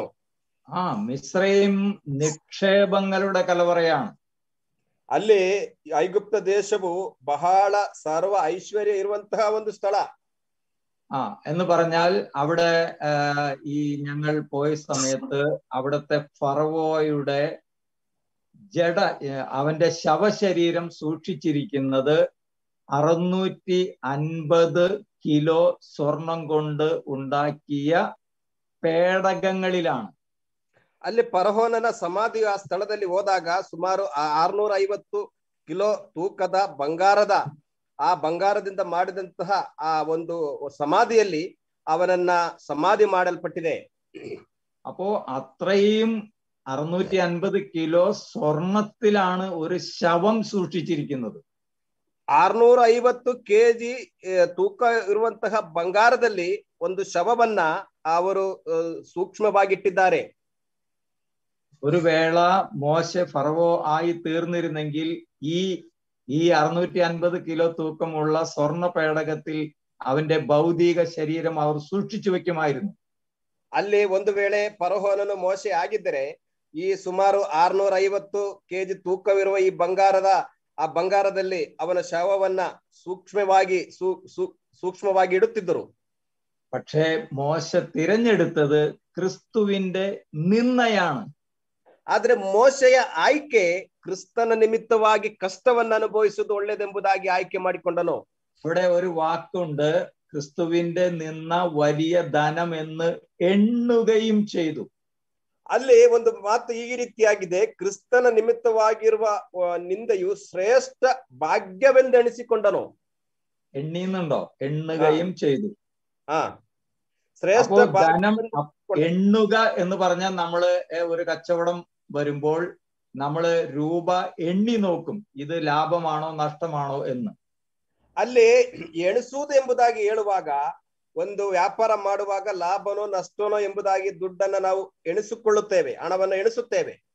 മോശെ എണ്ണി നോക്കി, ഫറവോന്റെ പുത്രിയുടെ മകനായിരിക്കണോ അതോ യേശുവിന്റെ ജനത്തിന്റെ നിന്ന സഹിക്കണോ, ഏതാണ് ലാഭം? ಇಲ್ಲಿ ಮೋಶೆಯು ಎಣಿಸಿ ನೋಡಿದನು, ಇಲ್ಲಿ ಫರೋಹನ ಕುಮಾರಿಯ ಮಗನೆನಿಸಿಕೊಂಡು ನಾನು ಇರಬೇಕಾ ಅಥವಾ ದೇವಜನರೊಂದಿಗೆ ಕಷ್ಟವನ್ನು ಅನುಭವಿಸುವುದು ಒಳ್ಳೆಯದಾ ಎಂಬುದಾಗಿ ಆತನು ಎಣಿಸಿದನು. പക്ഷെ മോശ ആ നിന്ന തിരഞ്ഞെടുത്തത് കൊണ്ട് എന്താണ് സംഭവിച്ചത്? ಆದರೆ ಆ ನಿಂದೆಯು ಮೋಶೆಯು ಆಯ್ಕೆ ಮಾಡಿದ್ದರ ನಿಮಿತ್ತವಾಗಿ ಏನು ಸಂಭವಿಸಿತು? ഞാൻ പറഞ്ഞല്ലോ, 650 കിലോ സ്വർണത്തിലാണ് മോശയുടെ തൊട്ടു മുമ്പുണ്ടായിരുന്ന ഒരു ഫറവോയുടെ ജഡം ഇന്ന് സൂക്ഷിച്ചു വെച്ചിരിക്കുന്നത്. ಇವತ್ತು ಕೂಡ ಸೂಕ್ಷ್ಮವಾಗಿ ಇಟ್ಟಿರುವಂತದ್ದು ಮೋಶೆ ಹಿಂದೆ ಇದ್ದಂತ ಫರೋಹನ ಆ ಒಂದು ಶವವನ್ನ ಒಂದು ಸುಮಾರು 650 ಕಿಲೋ ತೂಕವಿರುವಂತ ಬಂಗಾರದಲ್ಲಿ ಅವನ ಒಂದು ಡೆಡ್ ಬಾಡಿಯನ್ನ, ಮೃತ ದೇಹವನ್ನ സൂക്ഷ്മವಾಗಿಟ್ಟಿದ್ದಾರೆ. എന്നാൽ ഇന്ന് മോശ ഇരിക്കുന്നത് സ്വർണ്ണ പേടകത്തിലല്ല, നമ്മുടെ കർത്താവായ യേശുക്രിസ്തുവിന്റെ ഒപ്പം തേജസ്കരിക്കപ്പെട്ട ശരീരത്തിലാണ്. ಆದರೆ ಇವತ್ತು ಮೋಶೆಯು ಕೂತಿರುವಂತದ್ದು ಒಂದು ಬಂಗಾರದ ಗಣಿಯಲ್ಲಿ ಅಲ್ಲ, ಆತನು ಕೂತಿರುವಂತದ್ದು ಮಹಿಮೆಯ ಶರೀರವನ್ನ ಹೊಂದಿಕೊಂಡು ನಮ್ಮ ಕರ್ತನಾದ ಯೇಸು ಕ್ರಿಸ್ತನ ಸಂಗಡ ಇವತ್ತು ಕೂಡ ಮೋಶೆ ಇದ್ದಾನೆ. മത്തായിയുടെ സുവിശേഷം 17-ാം അധ്യായത്തിൽ നമ്മൾ മോശയെ കാണുന്നുണ്ട്, പർവ്വതത്തിന്റെ മുകളിൽ യേശുക്രിസ്തുവിനോട് കൂടെ തേജസ്കരിക്കപ്പെട്ട ശരീരത്തിൽ സംസാരിക്കുന്നത്. ಮತ್ತಾಯನ ಬರೆಸುವಾರ್ತೆ 17ನೇ ಅಧ್ಯಾಯದಲ್ಲಿ ಆ ಒಂದು ತೇಜಸ್ಕರಣದ ಸಮಯದಲ್ಲಿ ಕರ್ತನಾದ ಯೇಸು ಕ್ರಿಸ್ತನ ಜೊತೆಯಲ್ಲಿ ಮೋಶೆಯನ್ನು ನಾವು ಕಾಣುತ್ತೇವೆ. ഓക്കെ, അപ്പോ മോശയുടെ തിരഞ്ഞെടുപ്പ് തെറ്റിയില്ല. ಅಲ್ಲಿ ಮೋಶೆಯ ಆಯ್ಕೆಯು ತಪ್ಪಿಲ್ಲ.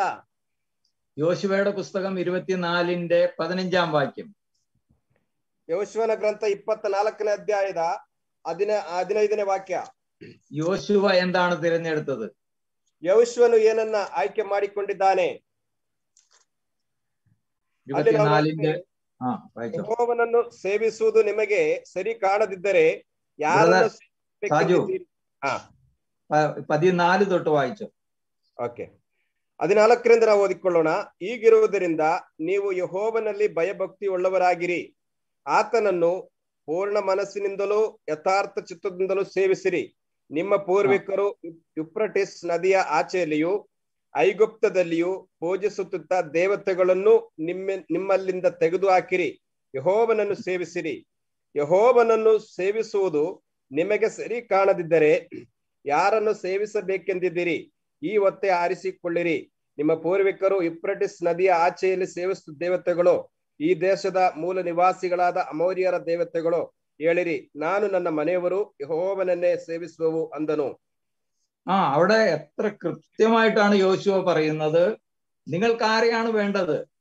നിങ്ങളുടെ പിതാക്കന്മാർ മരുഭൂമിയിൽ സേവിച്ച ആ ദൈവത്തെ വേണോ, അമോര്യരുടെ ദേവന്മാരെ വേണോ, നദിക്കക്കരെ വെച്ച് മിസ്രൈമിൽ നിങ്ങളുടെ പിതാക്കന്മാർ ಸೇವಿച്ച ದೈವಗಳೇ വേണോ, അതೋ ಯೆಹೋವಯೇ വേണോ? ಇಲ್ಲಿ ಸ್ಪಷ್ಟವಾಗಿ ಯೆಹೋಶುವನು ಹೇಳುತ್ತಿರುವಂತದನ್ನ ನಾವು ನೋಡುತ್ತೇವೆ. ಅಲ್ಲಿ ಪಿತೃಗಳು ಸೇವಿಸುತ್ತಾ ಇದ್ದಂತಹ ಯುಫ್ರಟಿಸ್ ನದಿಯ ಆಚೆ ಇರುವಂತಹ ಅಮೋರಿಯರ ದೇವತೆಗಳು, ಅಲ್ಲಿ ನಾವು ನೋಡುತ್ತೇವೆ ಅಮೋರಿಯರ ದೇವತೆಗಳನ್ನ ನೀವು ಸೇವಿಸಬೇಕಂತಿದ್ದೀರಾ, ಪೂಜಿಸಬೇಕಂತಿದ್ದೀರಾ ಅಥವಾ ಯೆಹೋವನನ್ನ ನೀವು ಸೇವಿಸಬೇಕಂತಿದ್ದೀರಾ ಎಂಬುದಾಗಿ ಅಲ್ಲಿ ಸ್ಪಷ್ಟವಾಗಿ യോശുവನು ಹೇಳುವುದನ್ನು ನಾವು ನೋಡುತ್ತೇವೆ. യോശുവ ആ വാക്കാണ് അവിടെ 15-ാം വാക്യത്തിൽ പറയുന്നത്. ആരെ വേണമെന്ന് നിങ്ങൾ ഇന്ന് തിരഞ്ഞെടുത്തുകൊള്ളുവിൻ. 15ನೇ ವಾಕ್ಯಕ್ಕೆ ಬರುವಾಗ യോശുവನು ಹೇಳುವಂತದ್ದು, ಯಾರನ್ನ ಆಯ್ಕೆ ಮಾಡಿಕೊಳ್ಳಬೇಕೆಂಬುದು ಇವತ್ತು ನೀವು ತೀರ್ಮಾನಿಸಿಕೊಳ್ಳಿರಿ. ഞാനും എന്റെ കുടുംബവും ഞങ്ങൾ യഹോവയെ സേവിക്കും. ನಾನು ನನ್ನ ಕುಟುಂಬ ನಾವು ಯೆಹೋವನನ್ನೇ ಸೇವಿಸುತ್ತೇವೆ. അപ്പോൾ നമ്മുടെ തിരഞ്ഞെടുപ്പുകളിൽ നമുക്ക് തെറ്റുപറ്റാൻ പാടില്ല. ಆದ್ದರಿಂದ ನಮ್ಮ ಆಯ್ಕೆಗಳಲ್ಲಿ ನಮಗೆ ತಪ್ಪು ಸಂಭವಿಸಬಾರದು. ഫിലിപ്പിയ ലേഖനം 3-ാം അധ്യായത്തിന്റെ 7 മുതൽ വായിക്കുമ്പോൾ അവിടെ പൗലോസിന്റെ തിരഞ്ഞെടുപ്പ് കാണാം. ನಾವು ಫಿಲಿಪ್ಪಿಯರಿಗೆ ಬರೆದ ಪತ್ರಿಕೆ 3ನೇ ಅಧ್ಯಾಯ 7ನೇ ವಾಕ್ಯದಲ್ಲಿ ನೋಡುವಾಗ ಪೌಲನ ಆಯ್ಕೆ ಕುರಿತಾಗಿ ಅಲ್ಲಿ ನಾವು ನೋಡುತ್ತೇವೆ.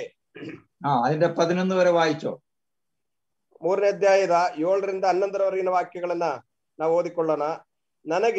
ಆದರೆ ನನಗೆ ಲಾಭವಾಗಿರುವಂತವುಗಳನ್ನು ಕ್ರಿಸ್ತನ ನಿಮಿತ್ತ ನಷ್ಟವೆಂದೆಣಿಸಿದ್ದೇನೆ. ಇಷ್ಟೇ ಅಲ್ಲದೆ ನನ್ನ ಕರ್ತನಾದ ಕ್ರಿಸ್ತ ಯೇಸುವನ್ನು ಅರಿಯುವುದೇ ಅತಿ ಶ್ರೇಷ್ಠವಾದದ್ದೆಂದು ತಿಳಿದು ನಾನು ಎಲ್ಲವನ್ನು ನಷ್ಟವೆಂದೆಣಿಸುತ್ತೇನೆ. ಆತನ ನಿಮಿತ್ತ ನಾನು ಎಲ್ಲವನ್ನು ಕಳಕೊಂಡು ಅದನ್ನು ಕಸವೆಂದೆಣಿಸುತ್ತೇನೆ. ಇದರಲ್ಲಿ ನನ್ನ ಉದ್ದೇಶವೇನೆಂದರೆ ನಾನು ಕ್ರಿಸ್ತನನ್ನು ಸಂಪಾದಿಸಿಕೊಂಡು ನೇಮನಿಷ್ಠೆಗಳ ಫಲವಾಗಿರುವ ಸ್ವನೀತಿಯನ್ನು ಅನುಸರಿಸದೆ ಕ್ರಿಸ್ತನನ್ನು ನಂಬುವುದರಿಂದ ದೊರಕುವಂತ, ಅಂದರೆ ಕ್ರಿಸ್ತನ ಮೇಲಣ ನಂಬಿಕೆ ಆಧಾರದಿಂದ ದೇವರು ಕೊಡುವಂತ ನೀತಿಯನ್ನೇ ಹೊಂದಿ ಕ್ರಿಸ್ತನಲ್ಲಿರುವವನಾಗಿ ಕಾಣಿಸಿಕೊಳ್ಳಬೇಕೆಂಬುದೇ. ಆತನನ್ನು, ಆತನ ಪುನರುತ್ಥಾನದಲ್ಲಿರುವ ಶಕ್ತಿಯನ್ನು, ಆತನ ಬಾಧೆಗಳಲ್ಲಿ ಪಾಲುಗಾರನಾಗಿರುವ ಪದವಿಯನ್ನು ತಿಳುಕೊಂಡು ಆತನ ಮರಣದ ವಿಷಯದಲ್ಲಿ ಆತನಿಗೆ ಸ್ವಾರೂಪ್ಯವಾಗಬೇಕೆಂಬುದೇ ನನ್ನ ಕುತೂಹಲವಾಗಿದೆ. എല്ലാം ഉപേക്ഷിച്ച് ചവറ് എന്ന് എണ്ണുന്നു. വായിച്ചോ. ಎಲ್ಲವನ್ನ കസവെന്തെണിಸಿದ್ದೇನೆ. അപ്പൊ അവിടെ ആ വാക്യങ്ങളിൽ 3 പ്രാവശ്യം പൗലോസ് പറയുന്നുണ്ട് എണ്ണുന്നു എണ്ണുന്നു എണ്ണുന്നു. ಆ ವಾಕ್ಯಗಳಲ್ಲಿ 3 ಸಲ ಪೌಲನು ಹೇಳುತ್ತಿದ್ದಾನೆ ಎಣಿಸುತ್ತೇನೆ ಎಣಿಸುತ್ತೇನೆ ಎಣಿಸುತ್ತೇನೆ ಎಂಬುದಾಗಿ. അപ്പൊ ആദ്യം പറയുന്നത് അതിന്റെ 7-ാം വാക്യത്തിൽ ക്രിസ്തു നിമിത്തം എല്ലാം ഛേദം നഷ്ടം എന്ന് എണ്ണുന്നു. ಅಲ್ಲಿ ಮೊದಲನೇದಾಗಿ 7ನೇ ವಾಕ್ಯದಲ್ಲಿ ನಾವು ನೋಡುವಾಗ ಕ್ರಿಸ್ತನ ನಿಮಿತ್ತ ನಷ್ಟವೆಂದೆಣಿಸಿದ್ದೇನೆ. വീണ്ടും നമ്മൾ അതിന്റെ അടുത്ത വാക്യത്തിൽ 2ാമത് വായിക്കുന്നത് 11-ാം വാക്യത്തിന്റെ അവസാനം എല്ലാം ഉപേക്ഷിച്ച് ചവറ് എന്ന് എണ്ണുന്നു. 8ನೇ ವಾಕ್ಯದ ಕೊನೆ ಭಾಗದಲ್ಲಿ ನಾವು ನೋಡುತ್ತೇವೆ, ನಾನು ಎಲ್ಲವನ್ನು ನಷ್ಟವೆಂದೆಣಿಸಿ ಅದನ್ನು ಕಸವೆಂದೆಣಿಸುತ್ತೇನೆ. ഓക്കെ, 8ാം വാക്യത്തിന്റെ അവസാനമാണ് വായിച്ചത്. അതെ.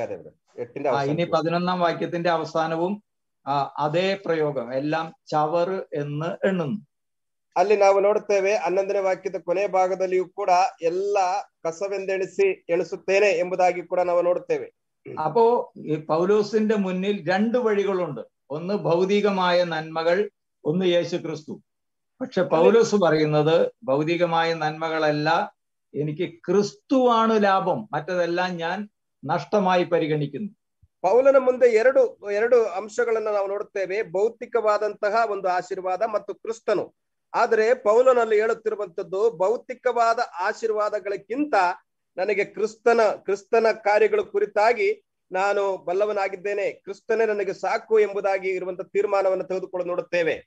എന്നാൽ അതേ കാലഘട്ടത്തിൽ ജീവിച്ചിരുന്ന അനേക യഹൂദന്മാർ, ಆದರೆ ಅದೇ ಕಾಲದಲ್ಲಿ ಜೀವಿಸುತ್ತಾ ಇದ್ದಂತಹ ಅನೇಕ ಯಹೂದ್ಯರು അവര് കർത്താവിൽ നിന്ന് അപ്പം തിന്നു, രോഗസൗഖ്യം പ്രാപിച്ചു, അനുഗ്രഹങ്ങൾ കേട്ടു, അനുഗ്രഹ വചനങ്ങൾ കേട്ടു, അവര് അത്ഭുതങ്ങൾ അടയാളങ്ങൾ കണ്ട് കർത്താവിനോട് കൂടെ നടന്നു. ಆದ್ರೆ ಅದೇ ಕಾಲದಲ್ಲಿದ್ದಂತ ಯಹೂದ್ಯರು ದೇವರಿಂದ ಆ ಕರ್ತನಿಂದ ಆಶೀರ್ವಾದ ಪಡೆದುಕೊಂಡರು, ಆಹಾರ ಪಡೆದುಕೊಂಡರು, ಮಹತ್ಕಾರ್ಯಗಳನ್ನು ನೋಡಿದರು.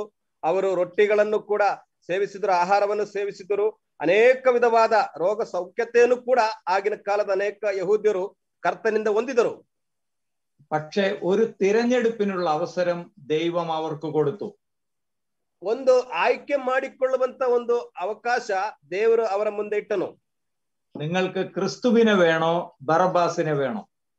ನಿಮಗೆ ಕ್ರಿಸ್ತನು ಬೇಕಾ ಬರಾಬನು ಬೇಕಾ? അവര് തിരഞ്ഞെടുത്തത് ബറബാസിനെയാണ്. ಆದ್ರೆ ಅವರು ಆಯ್ಕೆ ಮಾಡಿಕೊಂಡಂತದ್ದು ಬರಾಬನನ್ನ. ഈ തിരഞ്ഞെടുപ്പ് നമ്മുടെ ജീവിതത്തിൽ വന്നാൽ നമ്മൾ ഏതായിരിക്കും തിരഞ്ഞെടുക്കുക? ಈ ಒಂದು ಆಯ್ಕೆಯು ನಮ್ಮ ಜೀವಿತದಲ್ಲಿ ಬಂದರೆ ನಾವು ಯಾವುದನ್ನ ಆಯ್ಕೆ ಮಾಡಿಕೊಳ್ಳುತ್ತೇವೆ? നമ്മള് കള്ളന്മാർക്കും കൊള്ളക്കാർക്കും കൂട്ടു നിൽക്കുമോ അതോ സത്യത്തിന്റെ ഭാഗത്ത് നിൽക്കുമോ? ನಾವು ಕಳ್ಳರಿಗೆ ಜೊತೆಯಾಗಿ ಅವರ ಸಂಗಡ ನಿಲ್ಲುತ್ತೇವಾ ಅಥವಾ ನಾವು ಸತ್ಯದ ಕಾರ್ಯದಲ್ಲಿ ನಾವು ಮುಂದೆ ಹೋಗುತ್ತೇವಾ? ഭൗതികമായ നന്മകളല്ല, ആത്മീകമായ നന്മകൾക്കാണ് നമ്മൾ പ്രാധാന്യം കൊടുക്കേണ്ടത്. ಭೌತಿಕವಾದ ಆಶೀರ್ವಾದಗಳಿಗೋಸ್ಕರವಲ್ಲ, ಆತ್ಮಿಕವಾದ ಆಶೀರ್ವಾದಗಳಿಗೆ ನಾವು ಬೆಲೆ ಕೊಡುವವರಾಗಿರಬೇಕು. 1 കൊരിന്ത്യർ 1-ാം 27-ാമത്തെ വാക്യത്തിൽ തുടങ്ങി നമ്മൾ വായിക്കുന്നത് ദൈവം ലോകത്തിൽ ഭോഷത്വമായത് തിരഞ്ഞെടുത്തു എന്നാണ്. 1 ಕೊರಿಂಥಿಯರಿಗೆ ಬರೆದ ಪತ್ರಿಕೆ 1ನೇ ಅಧ್ಯಾಯದ ಅದರ 27ರಿಂದ ನಾವು ಅಲ್ಲಿ ಓದುವಂತದ್ದು, ದೇವರು ಈ ಲೋಕದಲ್ಲಿ ನಾವು ನೋಡುವಾಗ ದೇವರು ಜ್ಞಾನಿಗಳನ್ನು ನಾಚಿಕೆ ಪಡಿಸುವುದಕ್ಕೆ ಈ ಲೋಕದ ಬುದ್ಧಿಹೀನರನ್ನು ಆರಿಸಿಕೊಂಡನು. അവിടെ 3 പ്രാവശ്യം തിരഞ്ഞെടുത്തു എന്ന് പറയുന്നുണ്ട്. 27, 28, 29 വാക്യങ്ങൾ. 27, 28, 29ನೇ ವಾಕ್ಯದಲ್ಲಿ 3 ಬಾರಿ ಅಲ್ಲಿ ಆರಿಸಿಕೊಂಡನು ಎಂಬುದಾಗಿ ಅಲ್ಲಿ ಬರೆಯಲ್ಪಟ್ಟಿದೆ. അപ്പൊ ദൈവം ലോകത്തിൽ ഭോഷത്വമായത് തിരഞ്ഞെടുത്തു. ಅಲ್ಲಿ ನಾವು ನೋಡುವಾಗ ಈ ಲೋಕದ ಬುದ್ಧಿಹೀನರನ್ನ ದೇವರು ಆರಿಸಿಕೊಂಡನು. ദൈവം ബലഹീനമായത് തിരഞ്ഞെടുത്തു. ಅಲ್ಲಿ ದೇವರು ಬಲಹೀನವಾದದ್ದನ್ನು ಆರಿಸಿಕೊಂಡನು. ദൈവം കുലഹീനവും നികൃഷ്ടമായതും ഏതുമില്ലാത്തതും തിരഞ്ഞെടുത്തു. ಅಲ್ಲಿ ಲೋಕದ ಕುಲಹೀನರನ್ನು ಅಸಡ್ಡೆಯಾದದ್ದನ್ನು ಕೂಡ ಆರಿಸಿಕೊಂಡನು. അപ്പോൾ ദൈവം ഒരു തിരഞ്ഞെടുപ്പിനുള്ള അവസരമുണ്ടായപ്പോൾ നമ്മുടെ കർത്താവായ യേശുക്രിസ്തു പോലും തിരഞ്ഞെടുത്തത് ലോകപ്രകാരം ഒരു വലിയ സമ്പന്നന്റെ വീട്ടിൽ ജനിക്കാനല്ല. ಆದ್ರೆ ನಮ್ಮ ಕರ್ತನ ಮುಂದೆಯೂ ಕೂಡ ಆಯ್ಕೆಗಳು ಬಂದಾಗ ನಮ್ಮ ಕರ್ತನು ಕೂಡ ಲೋಕ ಪ್ರಕಾರ ಒಂದು ಐಶ್ವರ್ಯವಂತನಾದಂತಹ ಆ ವ್ಯಕ್ತಿಯ ಮನೆಯಲ್ಲಿ ಹುಟ್ಟುವುದಕ್ಕೋಸ್ಕರವಾಗಿ ಆತನು ಆಯ್ಕೆ ಮಾಡಿಕೊಳ್ಳಲಿಲ್ಲ. ഒരു ബലവാന്റെ വീട്ടിൽ ജനിക്കാനല്ല, ಒಂದು ಬಲವುಳ್ಳವನ ಮನೆಯಲ್ಲಿ ಹುಟ್ಟುವುದಕ್ಕೋಸ್ಕರವಾಗಿ ಅಲ್ಲ, അല്ലെങ്കിൽ ഏറ്റവും ഉന്നതനായ കുലമഹിമയുള്ള ശ്രേഷ്ഠന്മാരായ ആളുകളുടെ കൂടെ ജീവിക്കാനല്ല. ಆದ್ರೆ ಕುಲಹೀನರು ಗಣ್ಯರು ಅವರ ಜೊತೆಯಲ್ಲಿ ಇರೋದಕ್ಕೋಸ್ಕರವಾಗಿ ಅಲ್ಲ ಆತನು ಆಯ್ಕೆ ಮಾಡಿಕೊಂಡದ್ದು. ഏറ്റവും താഴ്ന്ന നിലവാരത്തിലേക്ക് കർത്താവ് ഇറങ്ങി വന്നു. ಅಲ್ಲಿ ಕರ್ತನು ಬಹಳ ತಾಳ್ಮೆಯುಳ್ಳಂತಹ ಅಂದ್ರೆ ತನ್ನನ್ನೇ ತಾನು ತಗ್ಗಿಸಿಕೊಂಡನು ಎಂಬುದಾಗಿ ನೋಡುತ್ತೇವೆ. നമ്മുടെ തിരഞ്ഞെടുപ്പുകളും ഈ വിധത്തിൽ ആയിരിക്കേണ്ടത് ആവശ്യമാണ്. ನಮ್ಮ ಆಯ್ಕೆಗಳು ಕೂಡ ಈ ರೀತಿಯಾಗಿ ಇರುವಂತದ್ದು ಬಹಳ ಉತ್ತಮವಾದದ್ದು. അടുത്തത് നമ്മൾ വായിക്കുന്നത് 11-ാം വാക്യത്തിലും 14-ാം വാക്യത്തിലും കാണുന്നത് ലോത്ത് അബ്രഹാമിനെ വിട്ട് പിരിഞ്ഞു. ಅಲ್ಲಿ ನಾವು ನೋಡುವಾಗ ಲೋಟನು ಅಬ್ರಹಾಮನನ್ನ ಬಿಟ್ಟು ಹೊರಟು ಹೋದನು ಎಂಬುದಾಗಿ ನಾವು ನೋಡುತ್ತೇವೆ. അപ്പോ അബ്രഹാമിനെ വിട്ടു പിരിഞ്ഞു എന്ന് പറഞ്ഞാൽ ഒരു ആത്മീകനായ സ്നേഹിതനെ, ഒരു രക്ഷിതാവിനെ അവൻ വിട്ട് അകലുകയാണ്. ಅಬ್ರಹಾಮನನ್ನ ಬಿಟ್ಟು ಹೋದನು ಲೋಟನ ಎಂಬುದಾಗಿ ಹೇಳುವಾಗ ಒಬ್ಬ ಆತ್ಮೀಕವಾದ ವ್ಯಕ್ತಿಯನ್ನ, ಒಬ್ಬ ರಕ್ಷಕನನ್ನ ಬಿಟ್ಟು ಅವನು ಹೊರಟು ಹೋಗುತ್ತಿದ್ದಾನೆ. അപ്പോൾ ലോത്തിന്റെ ജീവിതത്തിൽ അവന് ലഭിച്ച ഏറ്റവും നല്ല ഒരു രക്ഷകനും സുഹൃത്തുമായിരുന്നു അബ്രഹാം. ಲೋಟನ ಜೀವಿತದಲ್ಲಿ ಲೋಟನಿಗೆ ಸಿಕ್ಕಿದಂತಹ ಒಬ್ಬ ಆತ್ಮಿಕನು ಮತ್ತೊಂದು ರಕ್ಷಕನಾಗಿದ್ದನು അബ്രഹാമನು. നമ്മുടെ ജീവിതത്തിലും ദൈവം നമുക്ക് ചില ആത്മീകരായ സഹോദരന്മാരെ, ചില പ്രോത്സാഹനം നടത്തുന്ന സഹോദരന്മാരെ തന്നെന്ന് വരാം. ನಮ್ಮ ಜೀವಿತದಲ್ಲಿಯೂ ಕೂಡ ದೇವರು ಈ ರೀತಿಯಾದಂತ ಆತ್ಮಿಕವಾದ ಸಹೋದರರು, ആത്മിക വിഷയಗಳಿಗೆ പ്രോത്സാഹ ಮಾಡುವಂತ സഹോദരರನ್ನ ದೇವರು ನಮಗೆ ಕೊಟ್ಟಿರಬಹುದು. നമ്മുടെ ആത്മീക ജീവിതത്തിന് ശക്തി പകരുന്ന അങ്ങനെയുള്ള ഭക്തന്മാരായ സഹോദരന്മാരെ നമ്മൾ ഒരിക്കലും വിട്ട് അകന്നു പോകാൻ പാടുള്ളതല്ല. ನಮ್ಮ ಆತ್ಮಿಕ ಜೀವಿತಕ್ಕೆ ಶಕ್ತಿಯನ್ನ ಕೊಡುವಂತಹ, ಆತ್ಮಿಕವಾಗಿ ನಮ್ಮನ್ನ ಬಲಪಡಿಸುವಂತಹ ಸಹೋದರರನ್ನ ಬಿಟ್ಟು ನಾವು ಕೂಡ ಅಗಲಿ ಹೋಗಬಾರದು. ഒരു വിറക് മാത്രം എത്ര ഉണങ്ങിയതായാലും ഒരു വിറക് മാത്രം വെച്ചാൽ ഒരടുപ്പിൽ തീ കത്തുകയില്ല. ಎಷ್ಟೇ ದಪ್ಪವಿರುವಂತಹ ಒಂದು ಕಟ್ಟಿಗೆ ಆದರೂ ಕೂಡ, ಒಂದೇ ಕಟ್ಟಿಗೆ ಮುಖಾಂತರ ಎಷ್ಟೇ ನಾವು ಬೆಂಕಿ ಉರಿಸಿದರೂ ಕೂಡ ಅದು ಜಾಸ್ತಿ ಹೊತ್ತು ಉರಿಯುವುದಿಲ್ಲ. ഭക്തനായ അബ്രഹാമിന്റെ കൂടെ ജീവിച്ചു എന്നതാണ് ലോത്ത് അനുഗ്രഹിക്കപ്പെടാൻ കാരണമായത്. ಭಕ್ತನಾದಂತ ಅಬ್ರಹಾಮನ ಜೊತೆಯಲ್ಲಿ ಲೋಟನು ಜೀವಿಸಿದನು ಎಂಬುದಕ್ಕೆ ಅಲ್ಲಿ ಆ ಲೋಟನು ಆಶೀರ್ವದಿಸಲ್ಪಡೋದಕ್ಕೆ ಕಾರಣವಾಯಿತು. അബ്രഹാമാണ് പറഞ്ഞത്, നീ വലത്തോട്ടെങ്കിൽ ഞാൻ ഇടത്തോട്ട്, നീ ഇടത്തോട്ടെങ്കിൽ ഞാൻ വലത്തോട്ട്. ಅಬ್ರಹಾಮನೇ ಹೇಳಿರುವಂತದ್ದು, ನೀನು ಎಡಗಡೆ ಹೋದ್ರೆ ನಾನು ಬಲಗಡೆ ಹೋಗ್ತೀನಿ, ನೀನು ಬಲಗಡೆ ಹೋದ್ರೆ ನಾನು ಎಡಗಡೆಗೆ ಹೋಗ್ತೀನಿ ಎಂಬುದಾಗಿ. പക്ഷെ ലോത്ത് പറയണമായിരുന്നു, അബ്രഹാമേ നിന്നെ വിട്ട് ഞാൻ ഒരു സ്ഥലത്തും പോവുകയില്ല. ಆದ್ರೆ ಲೋಟನು ಹೇಳಬೇಕಾಗಿತ್ತು, ಅಬ್ರಹಾಮನೇ ನಿನ್ನನ್ನು ಬಿಟ್ಟು ಯಾವ ಸ್ಥಳಕ್ಕೂ ನಾನು ಪ್ರತ್ಯೇಕವಾಗಿ ಹೋಗುವುದಿಲ್ಲ ಎಂಬುದಾಗಿ ಲೋಟನು ಹೇಳಬೇಕಿತ್ತು. ഈ എനിക്കുള്ള സകല ആടുമാടുകളും സമ്പത്തും ഉപേക്ഷിക്കേണ്ടി വന്നാലും അബ്രഹാമിനെ ഞാൻ വിട്ടുപിരിയില്ല. ನನಗಿರುವಂತ ಎಲ್ಲ ಆಸ್ತಿ ಐಶ್ವರ್ಯವಂತವು ನಷ್ಟವಾಗಿ ಹೋದರೂ ಕೂಡ ನಾನು ಅಬ್ರಹಾಮನನ್ನು ಬಿಟ್ಟು ಹೋಗುವುದಿಲ್ಲ ಎಂಬುದಾಗಿ ಹೇಳಬೇಕಿತ್ತು. ഇതേ കാര്യമല്ലേ നവോമിയോട് രൂത്ത് പറഞ്ഞത്? ഇതേ സംഗതി അಲ್ವಾ നഹോമി ಹತ್ರ ರೂತಳು ಹೇಳಿದ್ದು. നവോമി പറഞ്ഞു, മക്കളെ നിങ്ങൾ തിരിച്ചു പോയിക്കോ, ഇനി നിങ്ങളെ വിവാഹം കഴിപ്പിച്ചു തരാൻ എനിക്ക് മക്കളില്ല. ഇനി ഒരു മക്കൾ ഉണ്ടായിട്ട് അവരെ വിവാഹം കഴിപ്പിച്ചു തരാന്ന് വെച്ചാലും എനിക്ക് അതിനുള്ള പ്രായം കഴിഞ്ഞു പോയി എന്ന് പറഞ്ഞിട്ട് പോലും രൂത്ത് പറഞ്ഞു, ഞാൻ നിന്നെ വിട്ടുപിരിക്കുകയില്ല. ಆದ್ರೆ ನಹೋಮಿ ಹೇಳುತ್ತಾರೆ, ಮಕ್ಕಳೇ ನೀವು ಹಿಂತಿರುಗಿ ಹೋಗಿ, ಇನ್ನು ನನಗೆ ಮಕ್ಕಳಿಲ್ಲ, ಗರ್ಭಧರಿಸಿ ಮಕ್ಕಳನ್ನ ಹಿಡಿದು ಇನ್ನು ನಿಮಗೆ ಮದುವೆ ಮಾಡಿಸಿಕೊಳ್ಳುವಂತ ಶಕ್ತಿಯು ನನ್ನಲ್ಲಿ ಇಲ್ಲ, ಆದ್ರೆ ನೀವು ನನ್ನನ್ನು ಬಿಟ್ಟು ಹೊರಟು ಹೋಗಿ ಎಂಬುದಾಗಿ ಹೇಳಿದರೆ, ರೂತಳು ಹೇಳಿದಂತದ್ದು, ನಾನು ನಹೋಮಿಯನ್ನ ಅತ್ತೆಯನ್ನ ಬಿಟ್ಟು ನಾನು ಅಗಲಿ ಹೋಗುವುದಿಲ್ಲ ಎಂಬುದಾಗಿ ಎಲ್ಲ ಹೇಳುವುದನ್ನು ನೋಡುತ್ತೇವೆ. പക്ഷേ രൂത്ത് പറഞ്ഞത്, നിന്നെ വിട്ടുപിരിയാനും നിന്നെ വിട്ടുപോകാനും നീ എന്നോട് പറയരുത്. നിന്റെ ദൈവമാണ് എന്റെ ദൈവം, നിന്റെ ജനം എന്റെ ജനം, മരണത്താലല്ലാതെ നമ്മെ വേർപിരിക്കാൻ കഴിയില്ല. ಅಲ್ಲಿ ರೂತಳು ಹೇಳುವಂತದ್ದು, ನನ್ನನ್ನ ಬಿಟ್ಟು ಹೋಗು ಎಂಬುದಾಗಿ ಒತ್ತಾಯಪಡಿಸಬೇಡ, ನಿನ್ನ ದೇವರು ನನ್ನ ದೇವರು, ನಿನ್ನ ಜನರು ನನ್ನ ಜನರು, ಮರಣದಿಂದಲ್ಲದೆ ನಮ್ಮನ್ನ ಬೇರ್ಪಡಿಸುವುದಕ್ಕೆ ಯಾರಿಂದಲೂ ಸಾಧ್ಯವಿಲ್ಲ ಎಂಬುದಾಗಿ ಹೇಳುವುದನ್ನು ನೋಡುತ್ತೇವೆ. ഈ ലോത്ത് അബ്രഹാമിനോട് ഇതുപോലെ പറയേണ്ടതായിരുന്നു. ಲೋಟನು ಅಬ್ರಹಾಮನೊಂದಿಗೆ ಈ ರೀತಿಯಾಗಿ ಹೇಳಬೇಕಿತ್ತು. നമ്മുടെ ആത്മീക ജീവിതത്തിലും അങ്ങനെയുള്ള നല്ല വ്യക്തിബന്ധങ്ങളെ നമുക്ക് വിടാതെ സൂക്ഷിക്കാം. ನಮ್ಮ ಆತ್ಮಿಕ ಜೀವಿತದಲ್ಲಿಯೂ ಆ ರೀತಿ ಇರುವಂತ ವ್ಯಕ್ತಿ ಸಂಬಂಧವನ್ನ ನಾವು ಬಿಟ್ಟು ಬಿಡದೆ ನಾವು ಮುಂದೆ ಹೋಗೋಣ. ഇരുമ്പ് ഇരുമ്പിന് മൂർച്ച കൂട്ടുന്നു, മനുഷ്യന് മൂർച്ച കൂട്ടുന്നു എന്ന് സദൃശവാക്യങ്ങളിൽ എഴുതിയിട്ടുണ്ട്. ಜ್ಞಾನೋಕ್ತಿ ಪುಸ್ತಕಗಳಲ್ಲಿ ಬರೆಯಲ್ಪಟ್ಟಿದೆ, ಕಬ್ಬಿಣಕ್ಕೂ ಮನುಷ್ಯನಿಗೂ ಹರಿತ ಮಾಡುವಂತದ್ದು ಎಂಬುದಾಗಿ ನಾವು ಓದುತ್ತೇವೆ. അപ്പോ ആത്മീകരായ സഹോദരന്മാരാണ് നമ്മുടെ ആത്മീക ജീവിതത്തിന് പ്രചോദനം തരുന്നവർ. അവരെ നമ്മൾ അവഗണിക്കാൻ പാടുള്ളതല്ല. ಆತ್ಮಿಕವಾದ ಸಹೋದರರು ನಮ್ಮ ಆತ್ಮಿಕ ಕಾರ್ಯಗಳಿಗೆ, ಆತ್ಮಿಕ ಜೀವಿತಕ್ಕೆ ಪ್ರಚೋದನೆ ಕೊಡುವಂತವರಾಗಿದ್ದಾರೆ. ಅವರನ್ನ ಬಿಟ್ಟು ನಾವು ಅಗಲಬಾರದು. എത്ര നന്മ നമുക്കുണ്ടാകുമെന്ന് പറഞ്ഞാലും ആത്മീകമായ ബന്ധങ്ങൾ നമ്മൾ വിച്ഛേദിച്ചു കളയരുത്. ಎಷ್ಟೋ ಐಶ್ವರ್ಯ ನಮಗಿದ್ದರೂ ಕೂಡ ಆತ್ಮಿಕವಾದ ಸಂಬಂಧಗಳನ್ನ ನಾವು ಬಿಟ್ಟು ಬಿಡಬಾರದು. ഓക്കെ, ബാക്കി അടുത്ത ക്ലാസ്സിൽ നമുക്ക് ചിന്തിക്കാം. ಓಕೆ, ಬಾಕಿ ಇರುವಂತಹ ಸಂಗತಿಗಳನ್ನ ಮುಂದಿನ ತರಗತಿಗಳಲ್ಲಿ ನಾವು ಧ್ಯಾನ ಮಾಡಿಕೊಳ್ಳೋಣ. ಕರ್ತನ ಪರಿಶುದ್ಧವಾದ ನಾಮಕ್ಕೆ ಮಹಿಮೆ ಉಂಟಾಗಲಿ. ಬಹಳ ಸವಿಸ್ತಾರವಾಗಿ ನಾವು 6 ಅಂಶಗಳನ್ನ ನಾವು ಬಹಳ ಸ್ಪಷ್ಟವಾಗಿ ಈ ದಿನದಲ್ಲಿ ನಾವು ಕಲಿತುಕೊಂಡಿದ್ದೇವೆ. ಲೋಟನು ನೋಡಿದನು, ಲೋಟನು ಕಂಡನು, ಲೋಟನ ಆಯ್ಕೆ ಮಾಡಿದಂಥದ್ದು, ಲೋಟನು ಅಬ್ರಹಾಮನನ್ನ ಬಿಟ್ಟು ಹೋದಂಥದ್ದು, ಲೋಟನ ಪ್ರಯಾಣ, ಲೋಟನು ವಾಸವಾಗಿದ್ದಂತಹ ಸ್ಥಳ.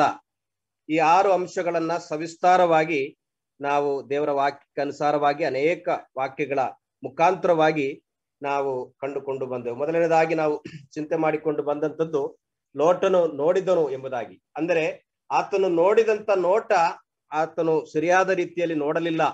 ಅಂದರೆ ಭೌತಿಕವಾದ ಸಂಗತಿಗಳನ್ನ ಆತನು ನೋಡಿದ್ದೇನೆ ವಿನಃ ಆತ್ಮಿಕವಾದ ರೀತಿಯಲ್ಲಿ ಆತನು ನೋಡಲಿಲ್ಲ ಎಂಬುದಾಗಿ ನಾವು ನೋಡುತ್ತೇವೆ. ಅಲ್ಲಿಯೂ ಕೂಡ ಐಗುಪ್ತ ದೇಶದಲ್ಲಿ ಮತ್ತು ಅಲ್ಲಿ ನಾವು ನೋಡುವಾಗ ಅಲ್ಲಿ ಏದೇನ್ ತೋಟದಂತೆ ಸಮೃದ್ಧಿಯಾದಂತಹ ಒಂದು ಸ್ಥಳ ಎಂಬುದಾಗಿ ಹೇಳುವಾಗ ಅಲ್ಲಿ ಆ ಸ್ಥಳದ ವಿವರಣೆ ನಾವು ನೋಡುವಾಗ ಏದೇನ್ ತೋಟದಲ್ಲಿ ಪಾಪವು ಪ್ರಾರಂಭವಾಗುವುದನ್ನು ನಾವು ನೋಡುತ್ತೇವೆ. ಐಗುಪ್ತ ದೇಶದಲ್ಲಿ ಇಸ್ರಾಯೇಲ್ ಜನರು ಅಲ್ಲಿ ದಾಸರಾಗಿರುವಂತದ್ದನ್ನು ಕೂಡ ನಾವು ನೋಡುತ್ತೇವೆ. ಅಂತ ಒಂದು ಸ್ಥಳವನ್ನ ಆ ಲೋಟನು ಆಯ್ಕೆ ಮಾಡಿಕೊಂಡರು. ಅಂದರೆ ಆ ಒಂದು ಸ್ಥಳವನ್ನ ಲೋಟನು ಆಯ್ಕೆ ಮಾಡಿಕೊಂಡಿದ್ದರ ನಿಮಿತ್ತವಾಗಿ ಅಲ್ಲಿ ನೋಡುವಾಗ ತನ್ನ ದನ ಕುರಿಗಳಿಗೆ ತಾನು ಆಯ್ಕೆ ಮಾಡಿಕೊಂಡಂತಹ ಸ್ಥಳ, ಅಂದರೆ ಏದೇನ್ ತೋಟದಂತೆಯೂ ಐಗುಪ್ತದಂತಿದ್ದಂತ ಸ್ಥಳವನ್ನ ಆಯ್ಕೆ ಮಾಡಿಕೊಂಡಾಗ ಮುಂದೆ ಆ ಸ್ಥಳದಲ್ಲಿ ಹೋದಂತ ಸಂದರ್ಭದಲ್ಲಿ ಲೋಟನ ಮಕ್ಕಳಿಗೂ ಕೂಡ ಆ ಮೃಗಗಳ ಸ್ವಭಾವ ಬಂತು ಎಂಬುದಾಗಿ ನಾವು ನೋಡುತ್ತೇವೆ. ಅಲ್ಲಿ ಅನೈತಿಕವಾದ ಒಂದು ವ್ಯಭಿಚಾರದಲ್ಲಿ ಅವರ ಮಕ್ಕಳನ್ನ ಎಳೆದಂತ ಕಾರ್ಯವನ್ನು ಕೂಡ ನಾವು ಅಂದ್ರೆ ಆ ದುಷ್ಟ ಕೃತ್ಯಗಳಲ್ಲಿ, ಅಂದ್ರೆ ಪ್ರಾಣಿಗಳು ಕೂಡ ಮಾಡಕ್ಕೆ ಅಸಹ್ಯವಾಗುವ ರೀತಿಯಲ್ಲಿ ಅವರ ಮಕ್ಕಳು, ಆ ಲೋಟನ ಮಕ್ಕಳು ನಡೆದುಕೊಂಡಂತ ಸಂಗತಿಗಳನ್ನ ನಾವು ನೋಡುತ್ತೇವೆ. ಅಂದ್ರೆ ಆತ್ಮೀಕವಾಗಿ ನಾವು ಆಯ್ಕೆ ಮಾಡಿಕೊಳ್ಳುವವರಾಗಿರಬೇಕು.